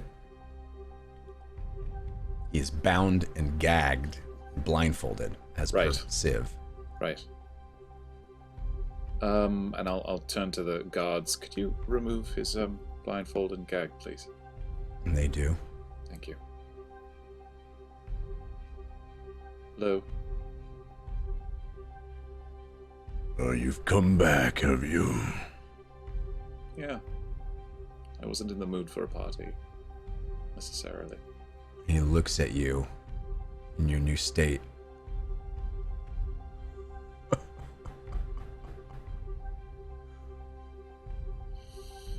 You are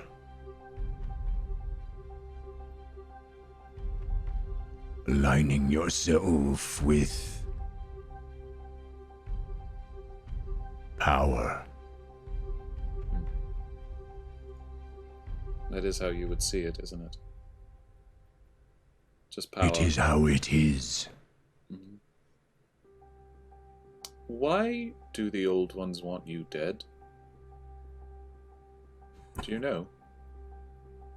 They called you a pretender, a usurper. Someone who stole their power from them, I assume, and with the help of that aboleth creature, whatever that was. Just curious. There are those gods who thrive on the worship of mortals of this plane. Belief gives them power. Right. But there are other gods who rely on the devotion of another brand of creature entirely. Siphoning those followers, subsuming them into your cause, can strike a blow to a god. Pulling and influencing others to become your followers and not those of other deities. It's back and forth. It's tug of war. You still get to feel it, don't you? Your power. Uggo stole it from me. Stole what makes me special. And you still get to taste it, don't you? For now, but it comes with its price. Everything has a price. Is that what you said to all those dozens of people you killed under the Underfury? Many of them gave willingly to the cause. A sacrifice for a greater thorn. Do you know about that obelisk? Deep down. In the water. Far beneath. Do you know about that? Have you been down there? No. No. Okay.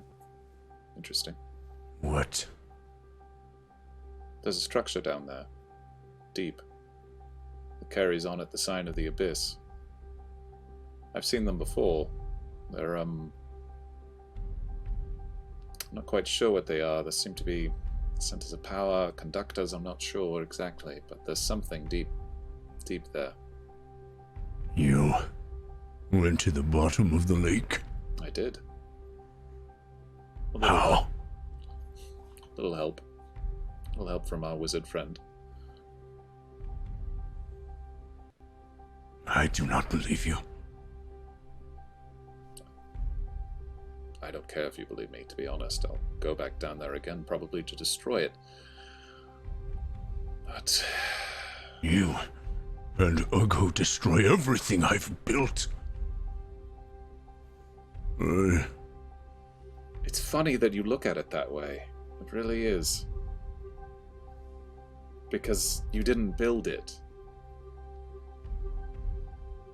You just siphoned it off. Do you know... I've never really met another warlock, so I'm gonna take some guesses about you. Because I bet we're more similar than we'd like to admit. Let me guess something. You, when you were a child, you were probably made to believe that you were weak, right? A burden.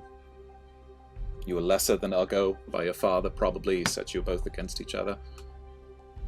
And that made you resent your father, didn't it? Which, of course you would. I mean, why wouldn't you after years of that? And that resentment turned into poison over years and years against Uggo and against your father. And it only made you more alone and more angry. Right? Do you realize how strong you could be if you and Uggo were actually brothers?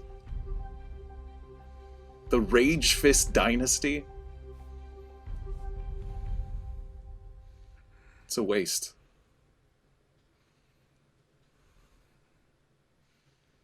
There was never any chance of that. I think you're wrong, but...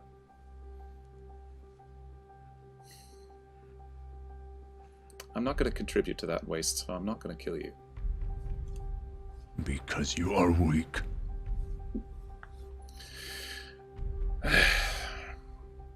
Your words don't hurt me at all right now, I'm sorry. So... Look at yourself. In the mirror. Mm-hmm. Do you see it? This is a price I paid for protecting my family. Call it what you will. It is a power greater than you that overtakes you. Mm-hmm. You are an instrument. A tool. You think you have agency, but you do not. Because you do not embrace it. You could be powerful. You could be like me. Before. But you are too foolish to see it. You are too foolish to see what is offered to you. You think this is about mortals? No. We are pawns. And the only way to matter is to align with those who do.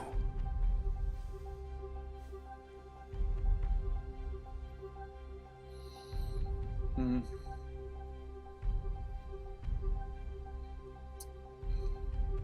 That metaphor has always bothered me, about pawns, you know, being moved around. Because, you know, if a pawn goes far enough, you know it can turn into a queen, right? It could become just as powerful as anybody else if it holds on long enough. So, Hunger for power. Yeah. I don't know. It's not really what drives me. I think that's how we're different. So, and not the only way, thank goodness. But, thanks, this was enlightening. Have a good night. Wait. And the What? guards put the... Let him speak. What?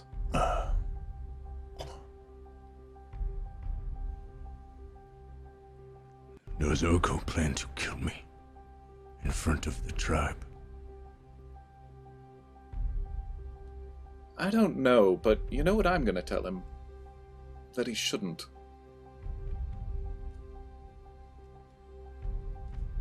No, I don't think you should die. Because if you live, one of two things will happen. Either you live long enough to see everything that you built destroyed and something better built on top of it, or you'll live long enough to actually see the foolishness of your ways, and maybe you'll actually realize that Uggo's trying to help you. So either of those is more satisfactory to me than you just dying. Nah, not that. Sorry. There is a third possibility. What? I'm right. You're wrong. And I kill you.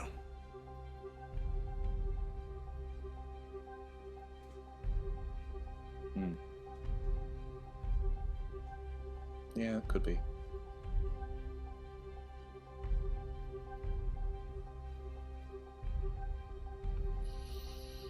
I'd tell you to sleep tight. But neither of us need it anymore.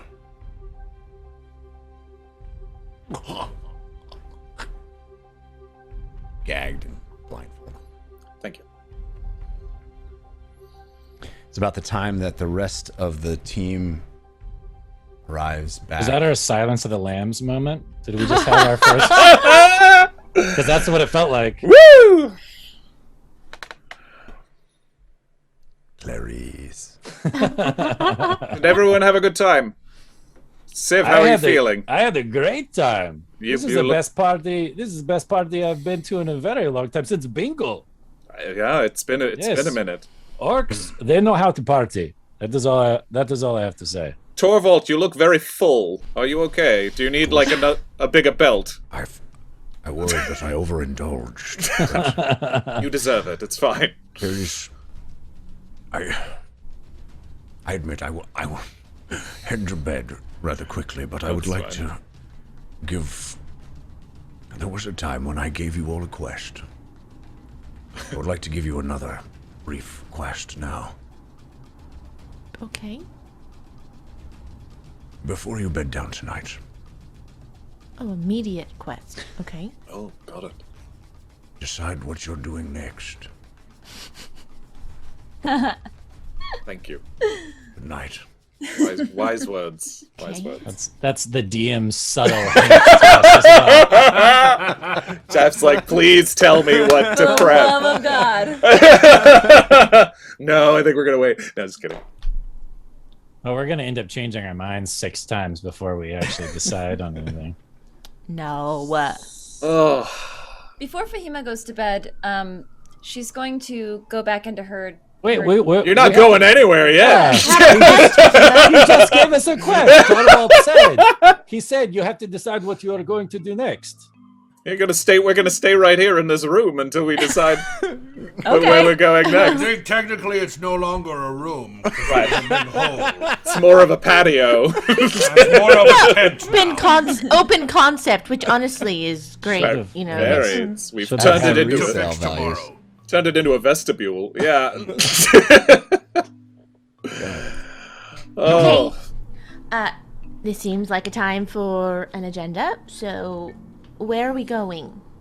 Well, I might have procured us another wagon so that we good. can take the. It's not a Vardo, it's just a How? wagon.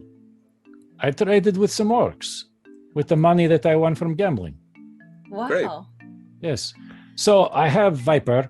I will attach Viper to the cart. We will take the cart to the birds. We will attach the birds to the cart, and Nice. then we'll be good to go. Yeah, going back to the Cormorancy and getting the Achairai and Buddy the Bear is probably item number 1. Where's the map? All right, is Thorn pretty equidistant from Zhong and Ukdun, or how we? If I don't know, I guess I don't think Sean has the map he can put up. That would be cool if we did. We're all in front of the map with our windows, but Yes. Jared has it. Jared has it. Okay, so you are in the upper right of the map in Thorn there. Thorn Yes. right there. Yeah, Right. and That's Ukdun. Ukdun is directly to the west. Oh, it is to the west. Yeah, Ukdun's directly to the west. Ukdun's on the way to Zhong. I forgot. So if you that. wanted to go to Zhong, there's 2 ways that you could go. Zhong's- Directly from here. Obviously, That's Zhong. notwithstanding Zhong's- portaling. Yeah, Zhong's a ways away. Zhong's a ways. So you have to cross the Nelrim Mountains, right? So you have Right. 2 ways. You have the pass that is directly above Vimdur. This is the pass that you saw the armies marching over when you were going up Sky Scorcher. That's the pass that the orcs blocked, that the dwarves had used to sort of move materials from Nelrim, and that's where a lot of the fighting has happened, is through that pass that is right where the word Nelrim is on the map. Actually, it's like there's a river that goes into that area. Okay. The other way is to go directly through Ukdun to the west. So there's a passage sort of above the mountain range. Thank you, Sean. Yeah. Great.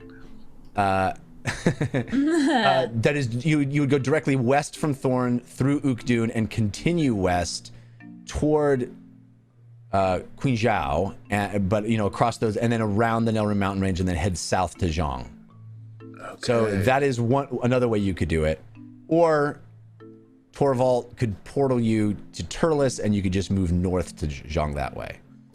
So those are the 3 main ways that you could get, if that's where you're headed next. Those are the 3 main ways you could get there. To Zhang. Yes. So, what does everybody think is the most... Okay, so far I have take the birds to the cart, hook the birds to the cart. Does that feel like we're all in agreement? Yeah, sure. And Yes, then- unless we are going to use portal, it is going to take us a very long time to get to Zhong. Well, I do want to share with you some information. Torvald was full of pork and just... Is this a metaphor I don't understand? no, literally. And we had Well, the quite tasty. an interesting conversation. And I'll repeat to them everything that he told me about the queen and her information about the secret keeper, and potentially getting something from the graveyard to entice her to give us that information. So we should definitely go there then, yes? Well, to me it seems sort of a matter of how Uggo feels about skipping Thorn and leaving Ukdun and leaving somebody else in charge here without sort of keeping that peace. But I think it is of the utmost importance that we do that. That's my vote. I'd like to portal to Turles and get those. You mean leaving Thorn, leaving someone in charge here? Yes. Right? Yeah. Is the portal, Jeff, out of game, is a portal able to take the Achairai and a wagon and horses and all that, or is it just enough time for us to jump through? Like, would we have to give up our mounts? I think we'll let you move the mounts through. I don't know about a wagon. Last time we ended up in a broom closet, so I don't know. It's true. It's a You did 10 portal into Turles into a broom closet. That's true. 10-foot So I don't know. diameter. Oh boy, Okay. Yeah. this Achairai are gonna have to duck. So then, I mean, yeah, the Chara could get through. I don't know about a wagon though. Yeah. 10 Okay. feet? That's pretty big. It's about Yeah, I as guess big you're as right. It's my the studio size apartment. of a room. Yeah. 10 by 10 rooms the usually. thing is if we go to Turles, chances are we are going to have to fight our way out of Turles because we are all wanted. It seems like if we go to Turles, maybe a wagon and a cart isn't the best idea. Well, Because yes, that is neither If here we nor go to there. Turles, then I can cast seeming, and we can presumably, presumably I see, and get out then we of can sneak out. Turles unscathed. Speaking of Turles, If we stay on track and don't engage in anybody. We could also leave Torvald in Turles, because I am slightly worried about bringing Torvald with us, you know, into some very dangerous places. I don't want to leave him. Well, James, he did mention, I couldn't remember, he mentioned, he asked me if there was any pertinent information from the scholar at Turles. I mean, this information about the Queen of the Shahs and Gao, perhaps that's what he was referencing. There's the books. I'm going to have to go back through my notes about the Heroes of the Aureate Age book and those such things. James? Yes? Do you think that Afesh might be able to help you with your predicament? Maybe. So it seems like he's been researching it. I told him about. It seems like perhaps then, if time is of an essence with that, we definitely should go to Turles, check in, and then head to the grave. Why are we going to Turles first? Because there's a portal there. Because we can get there fast. Sort of a shortcut. And, oh my gods, if we go to Turles, we could pass what's on the Axbright. way? What's on the way? What's on the way? Axbright. It is. I can see my child. I could show you my home, and I could see if anything's changed, if anyone's taking care of the place, if dust has accumulated. There's a vault. There is Whitebeard's treasure inside of Turles. It feels like we have lots of reasons to go to Turles. It's all sidetrack. On the way. Well, the Important, sword which is the grave. looked a lot like the amulet, so it might be more important than you think. Yeah. The sword is in the yes. There is a certain shopkeeper named Jorel who's imprisoned in Turles as well that maybe we could do something about. And there was the sword. The sword was that the sword that was used to kill the Chrono Dragon? We don't know. Could be. It was the very same. It seems like it. I mean, how many?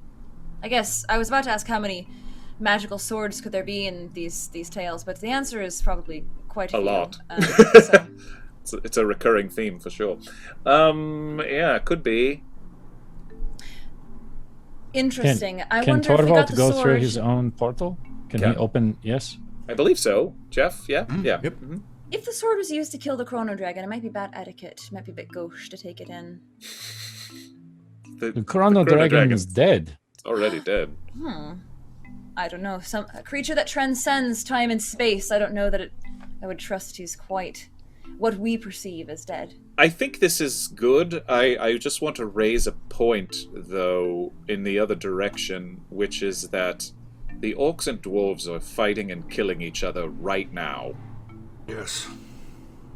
And if there is something to be done about that, about Ukdun, I mean, I said to you earlier, Uggo, that we could contact Dondo, he could speak to King Forbrand, and maybe there's a difference that could be made there, but... It seems like time is of the essence for everything. Yeah. We really have to pick our battles. Well, I think it's going to be very important in this conflict that the King of Thorn helped the dwarves. Well, is it possible, Uggo, that you can start that conversation via letters? Or some other type of communication? I'm hoping that James can help me. Of So course. if we can start that communication well on the road. The greater concern is the chief in Ukdun. Yeah, he's a bit of an X factor. We don't know what he's going to do. Well, especially with Artenfart being there, he is probably causing problems as well. Well, and Fahima, could you pull out your plans that you found in the Ashen Mage's office? I have been informed by the intrepid and always stalwart Discord, official, unofficial Discord, Gorban played in particular, that Fahima did not, in fact, bring those plans with her out of the... you looked at them, but you did not bring them. He even posted the actual segment of video. You were only able to bring one, and you brought the TIG file. The TIG. And you only looked looked at the two, Urton brought Furton. one. Yeah. Got it. Got it. Well, I mean, I wrote down everything right here in my diary. And it was that they were building a clockwork. This is what I wrote. Packing list, purchase orders, materials list, steel, wood, need for enormous amount of material, the blueprints for the size and shape of Warden clockwork. Thorn. They are getting supplies from Thorn to build the Warden creature. Right. That is as much as I had time to scroll down. Right. Uggo's gonna go to Braca. Oh, All right. Okay, well, come back when you're done. I mean, I'm just right here. It's just over here. Oh, okay. Um, Well, Fahima already tried to go to bed, so just trying to make sure. and I'll You guys tell have the one guards- job. Guards to you know, Rocco refuses to speak to you until you decide where you're going. Sorry, go ahead. Braca. He is bound and gagged, and they pull him off, and The reluctant war chief. You still don't understand. You are weak, brother. You send supplies to Ukdun? Yes. What supplies? Lumber. Steel. Whatever we can spare. Steel. Just steel? And wood. As for metals?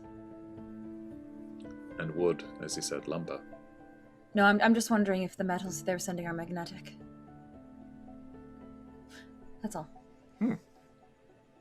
Just imagining some sort of giant magnet situation. I'll tell you about it later. I need to think about my theory a bit more. Okay. Okay. I want to hear more You about that later. know of Ertenfurt? Braca. You speak of Gnome. That helps Ukdun. Gives their warriors steel skin. Yes, I killed one. Well, captured one. Creates enormous cannons for them. I destroyed a couple. You brag. No, I'm informing you because you did not know. There I is know much of you do him. not know, Braca. Then why do you come to me with questions? You know Because I'm so hoping that much, somewhere brother. inside of you, there is not weakness, but strength to face what they have done.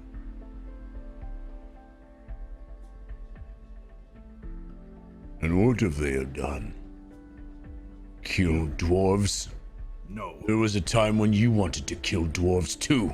there were plenty of times when I have killed dwarves. You know this, you've seen me do it. So, why do you care what Ukdun does to the dwarves? Because I learned that the things that we have been told of dwarves are untrue. And what they have been told of us is equally untrue. And so, I believe there are those that have been lying. And I believe you have been serving them.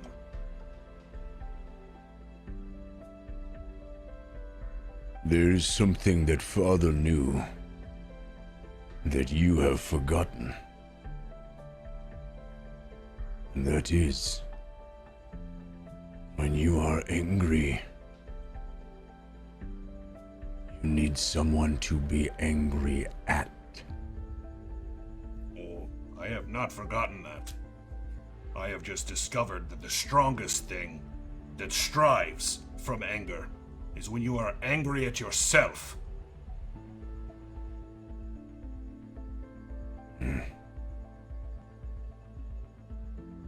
It's not going to be of much more help, Uggo. I know. And Gagan.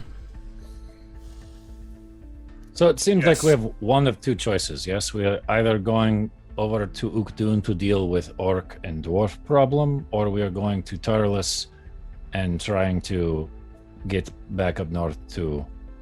Yeah, but Uggo's right, and Lily's right, that going to Turles doesn't necessarily mean that we can't do anything about the orc and dwarf problem. I think we can start some lines of communication there to hopefully make some progress. And then yes, I do not think that I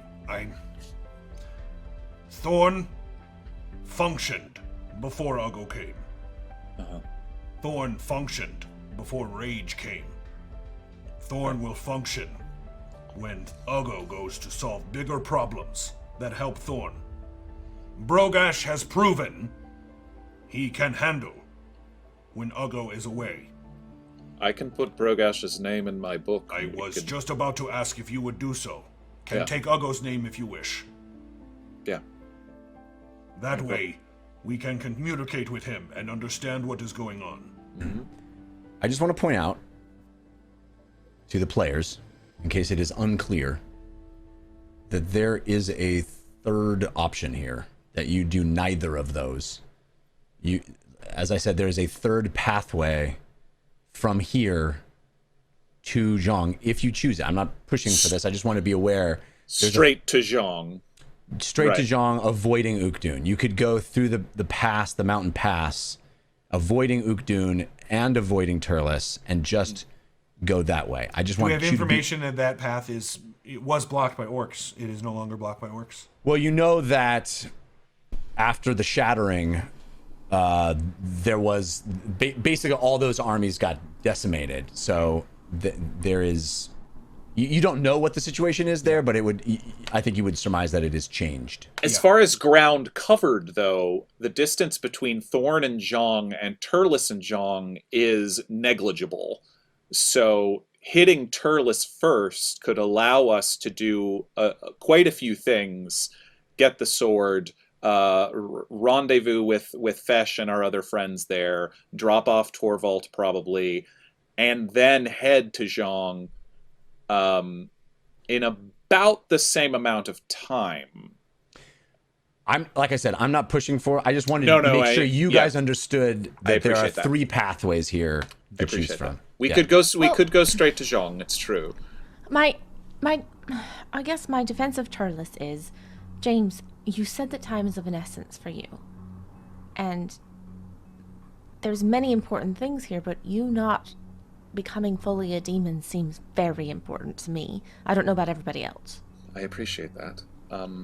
So if there's a chance that going there might help us get to the bottom of, the whole demon situation, it feels smart. Yeah. It sort of feels like the honeymoon is over between Shothragot and myself. No, it's okay. They know that. They know where my alliances really lie, and they can hear me say it right now, and I don't care. And as long as all of you are okay having semi-demon by your side, for as long as I am, anyway, then I'm okay. Okay. Does anybody have any objections to that? See the light. One must know what is dark. Thank you. So I think in the morning, Uggo, as you will, appoint someone who is in charge and maybe a right-hand person to help them. Maybe Gurk or someone of the like. And then we head to Turles. And I don't necessarily think we should take the birds. Mainly because the closet might explode when we portal into it. Right. Gonna need a buddy, though. You're gonna take the bear? I mean, we can ask Leslie. I could leave Bear in charge. That's a very orc move. I was kidding. Maybe like a mascot. Do you think the Chrono seeds would help, James? I haven't thought of those in quite a while. Give Is us there... some insight. Well, hang on. I'll go outside, walk straight through the hole in the wall, and find some dirt. I haven't. That's an excellent idea. I haven't used one of these in quite a while. Yeah, Jeff, and I'll walk outside in full view of everybody and plant a chrono seed. All right. So you get down on your hands and knees and you claw at the dirt a bit. The fingernails on your fingers pointier than you remember them being. Yeah. And you create a little shallow hole and you plop the seed into it and you cover that hole with dirt. And you wait a moment. And then, as if in a time-lapse video, there is this incredibly quick growth and an unfolding, a blooming of a flower that sits there for a moment, waiting for you. I'll lean in and sniff with my demonic nose and see if it makes any difference. And as you inhale the aroma of this flower, you just are transported into another place. Your brain is assaulted with smells that just are so intense. You smell mud and death. You smell death. You smell something rotting. You smell, what is it? You smell there's a static in the air, almost an electricity in the air. You smell it. It is potent in your nose, and then there is a stillness and emptiness, a lack of odor, and then you're back to the present day. You watch as that flower wilts and the petals fall off of it, and then it crinkles and falls and turns to dust. Mud, death, decay, ozone, like lightning had struck something. K would be a grave. Maybe. Or Electricity makes me think of Earthenfurt. Yeah. Yeah. Okay. In the same place. The battlefield, probably. Okay. Okay. So are we in agreement? Yes, I guess I don't need to buy the wagon anymore. It's not. Oh, Civ, there's something else I should tell you. The last couple nights, not last night, but the 2 nights before, I've been visiting the cheesemonger in his dreams. Why? Oh, I did it sort of out of curiosity at first, to try and... because I didn't really get much of an impression of him, but I also wanted to try to see if I could weaken the Ashen Mage's hold on him at all.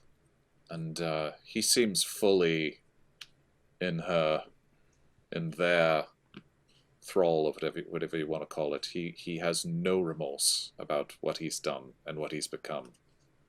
Well, he never had any remorse before. I think I can keep getting to him. I'm not sure. What are you hoping to achieve? I want to know what he has, and I want to know if we could get him to do something about it. You want him to turn on the Ashen Mage? Maybe we won't even necessarily make it feel like he's turning on them, but more like self-preservation. James? Yes. What kind of dreams are you giving him? Not very nice ones. No nightmares. Yeah. Do you perhaps think that getting information would be easier if they were nice ones? Oh, I mean, I think I could start it a little nicer next time, and then depending on how he responds, give him a sort of a carrot or a stick situation. I mean, but if you'd acted as a trusted loved one, then wouldn't he be more likely to have a dialogue with you in Right. his dreams? Right. I don't. Cheesemonger doesn't love very many people. I was gonna say I don't know if any. I mean, Well, the Ashen Mage is trusted in a way. could be. He fears the He's Ashen probably Mage. afraid of her, but yeah, could be. Or I'm maybe just saying, sometimes maybe the Vic. tactic of fear isn't as strong as the tactic of trust. True. But The cheesemonger always did like Vic. That's true. Okay, this is good. I can use this. I. There's something you must know about the cheesemonger, though. What's that? He's very good at getting information out of people without them knowing. So you have to be very careful what you say to him. He doesn't even know it's me yet. So, if something happens to me, I wanted you to know that I'd started that. Might show him what happened to Vic. If he cares. Yeah, there's a lot of.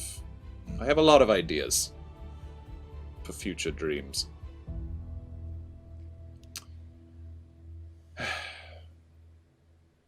So to But as, Turles then. but as for present dreams, you all should go to sleep.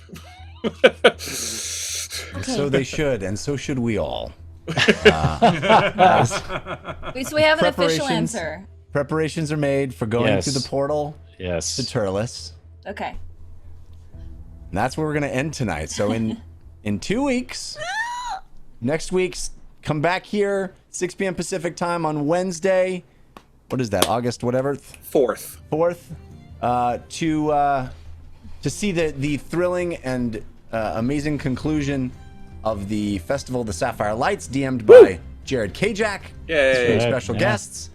And then the week following, we will see what happens next as our adventurers head back to a place we haven't been to since episode 12, maybe something like that. 11, I think. a long Oh, time. man. I think it was at the very end of episode 10 is when were on the Tardy Plunder. All right. Poor Jorl. Turles, the big city. Poor Jorl. This was a fun one. A lot of dialogue heavy, but I think at least we have a plan going forward, and I think we've learned a lot. Lore drops. So many lore drops. Yeah. And Uggo is the king, is the War Chief in Thorn. How cool is that? Woo! I want to thank folks. There's been some balloons that were dropped. Shiny 8-Bit Boo, mistranslated Orcish Ballad. Give us a balloon. Yes! And that gamer share gave us two balloons. Hey. Looks like the final tally, unless there's late ones, but the final tally at this point is Team Force of Good 70%. Wow. Of Evil 30%. Thank you to all folks that supported the show. We really, really appreciate it. We got a bunch of new patrons during the show. I'm just looking Wonderful. at too. Yeah, Getting closer. Still doing our Thank birthday to you. birthday challenge. So Yes. if you know friends, tell friends about the show. Tell friends if you have been thinking about supporting the show. We'd certainly appreciate it. We're doing the birthday to birthday challenge. My birthday is August 1st. So if we can get to 500 patrons before August 1st, we're going to give away this map that we've been talking a lot about this episode. That I've been using in this episode. Yeah, a lot. You too could be using it at home to follow along. And We'll we're all going be to sign signing it. tomorrow. Yeah, we're all going to be signing it tomorrow. Yay. Oh yeah. And if there's any of you who live in the greater Denver area, I will be moving there next week. So I'd love to get And this recommendations is Jeff's of places. new address. Just kidding. I'd love to get, maybe we'll do a meetup in the new area. Who knows? Oh, But yeah. if you're listening to the show, especially if you're a patron of the show, I'd love to hear from you. You live in the Denver area, I'd be excited to hear about it. All right, so patrons, we love you at any level. Woo. But the topmost level, again, our Chrono Dragon, unbelievably generous. Yes. We just so grateful for references needed. Thank you, references needed. The step below that is also extremely high and very generous level. The 2 tiers of Team Force of Good and Team Force of Evil. And at those tiers, we promise to read your names out at the end of every episode, and we make it into a game. We have patrons submitting styles in which the cast will read off your names, and that is what we are going to do now. So let me roll a die and find out who's up in the hot seat this week. That is a 5. Roll, that's me. Katie! Yay! All right, so the team force of good names of our patrons will be written in a style suggested by a concerned citizen of Ein. Thank you, a concerned citizen of Ein. Very Giving nice. lots of great suggestions there in the patron feed. This is in the style of winners of a contest being asked to come up and collect their prizes. Okay. Hold on, there is a siren passing my house right now. Do you hear that noise? That sound is Armando 89. Come on up and collect your prize, Armando 89. I'm so excited to tell you what you won today. You won a Hadrian X. Ooh, brand new in a hot rod red. That's right. But don't worry, that's not all. You also got a Wilbro Jr. that we're going to throw in there for free. I had the Wilbro Senior. It was great. This is even better. Wilbro Jr. Younger, nimbler, faster, stronger. And has Slices and dices. it slices, it dices, it cries, it laughs. Okay, but you're up thing. here. You want a living thing. It's scary. Okay, get out of here, Armando 89. Next we have our next lucky winner, Fenderil. Come on up here. Now, Fenderil, when you first came up on this stage, you said I are Mukal. And I said, no. Because you know what? You are not going solo. You are getting the Gold family. That's right, this entire family is yours. Why does she keep giving away living things? Yeah, not just Jules, not Kitty Scritches, the entire Gold family, which includes just Jules, Kitty Scritches, the Dungeon Run, yay, little dude, and Breba. That's right. Oh, and you know what? Just because we like you, we're gonna throw in Grandma Cold Candor.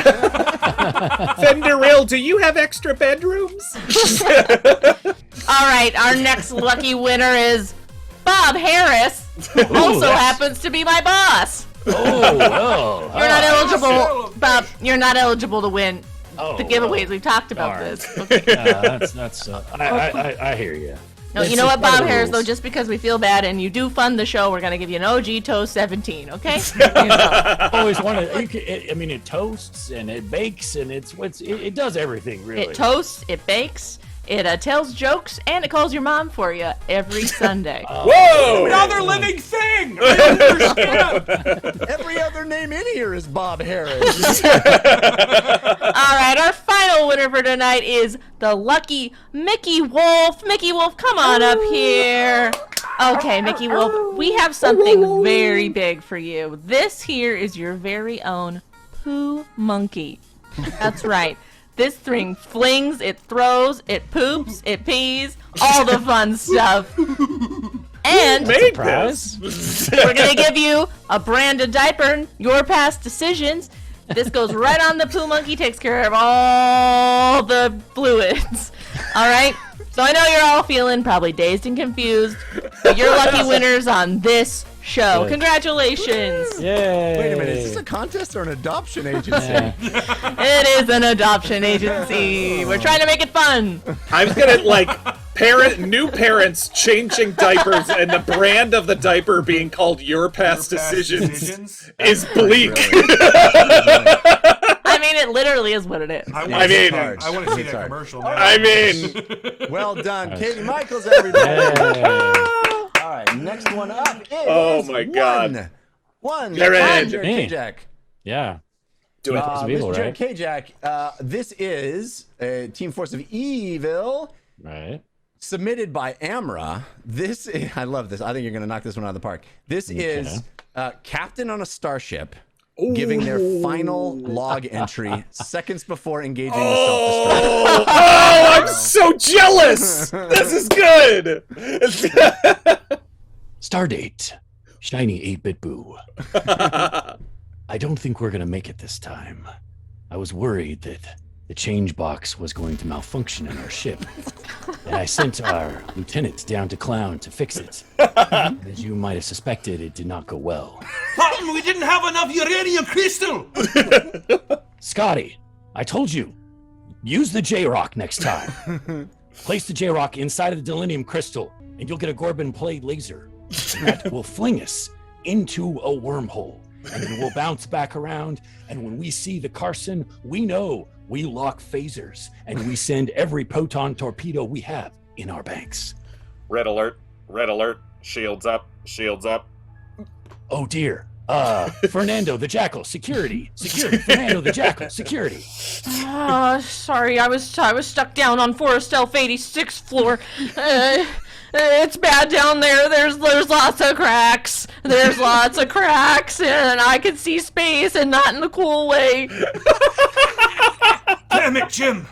The Carson is on the table! I don't know if I can save him! Doctor, I think you know I'm a little nuts. In fact, I think Damn it, Jim! I'm a doctor, not a therapist! The only thing we have left is this shiny 8-bit boo. That's perfect. Give it to Spock. He's a student of Grimm. He'll know what to do with it. Spock. I gotta go back down to Forest Elf 86th floor. The turbo lift is broken. You're gonna have to use the ladders to climb all 86 floors. Oh. And that's the final star date of the starship, the Dungeon Run. Well done. Wow. Thank you for everyone that submits those suggestions in our Patreon. Thank you to our Team Force of Good and Team Force of Evil for supporting us at such a high level. If you want to have your names read off at the end of the show, consider checking out the Patreon, patreon.com/thedungeonrun. And we're trying to get to that 500 patron mark by August 1st. I think we can do it. Yeah.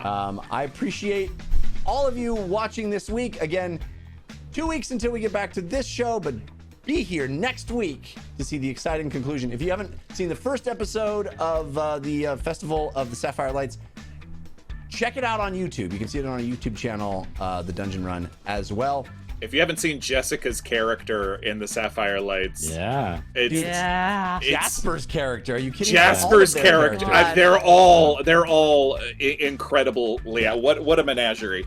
Yeah, it's such creativity and awesomeness. And you know what? The DM's pretty good too. Yeah, he's pretty good.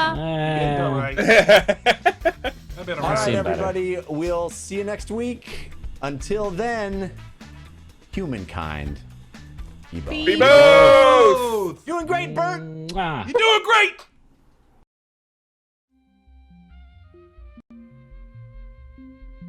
It started.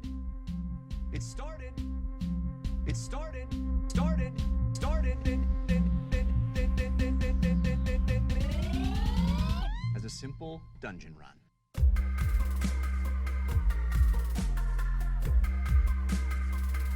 As a simple dungeon run.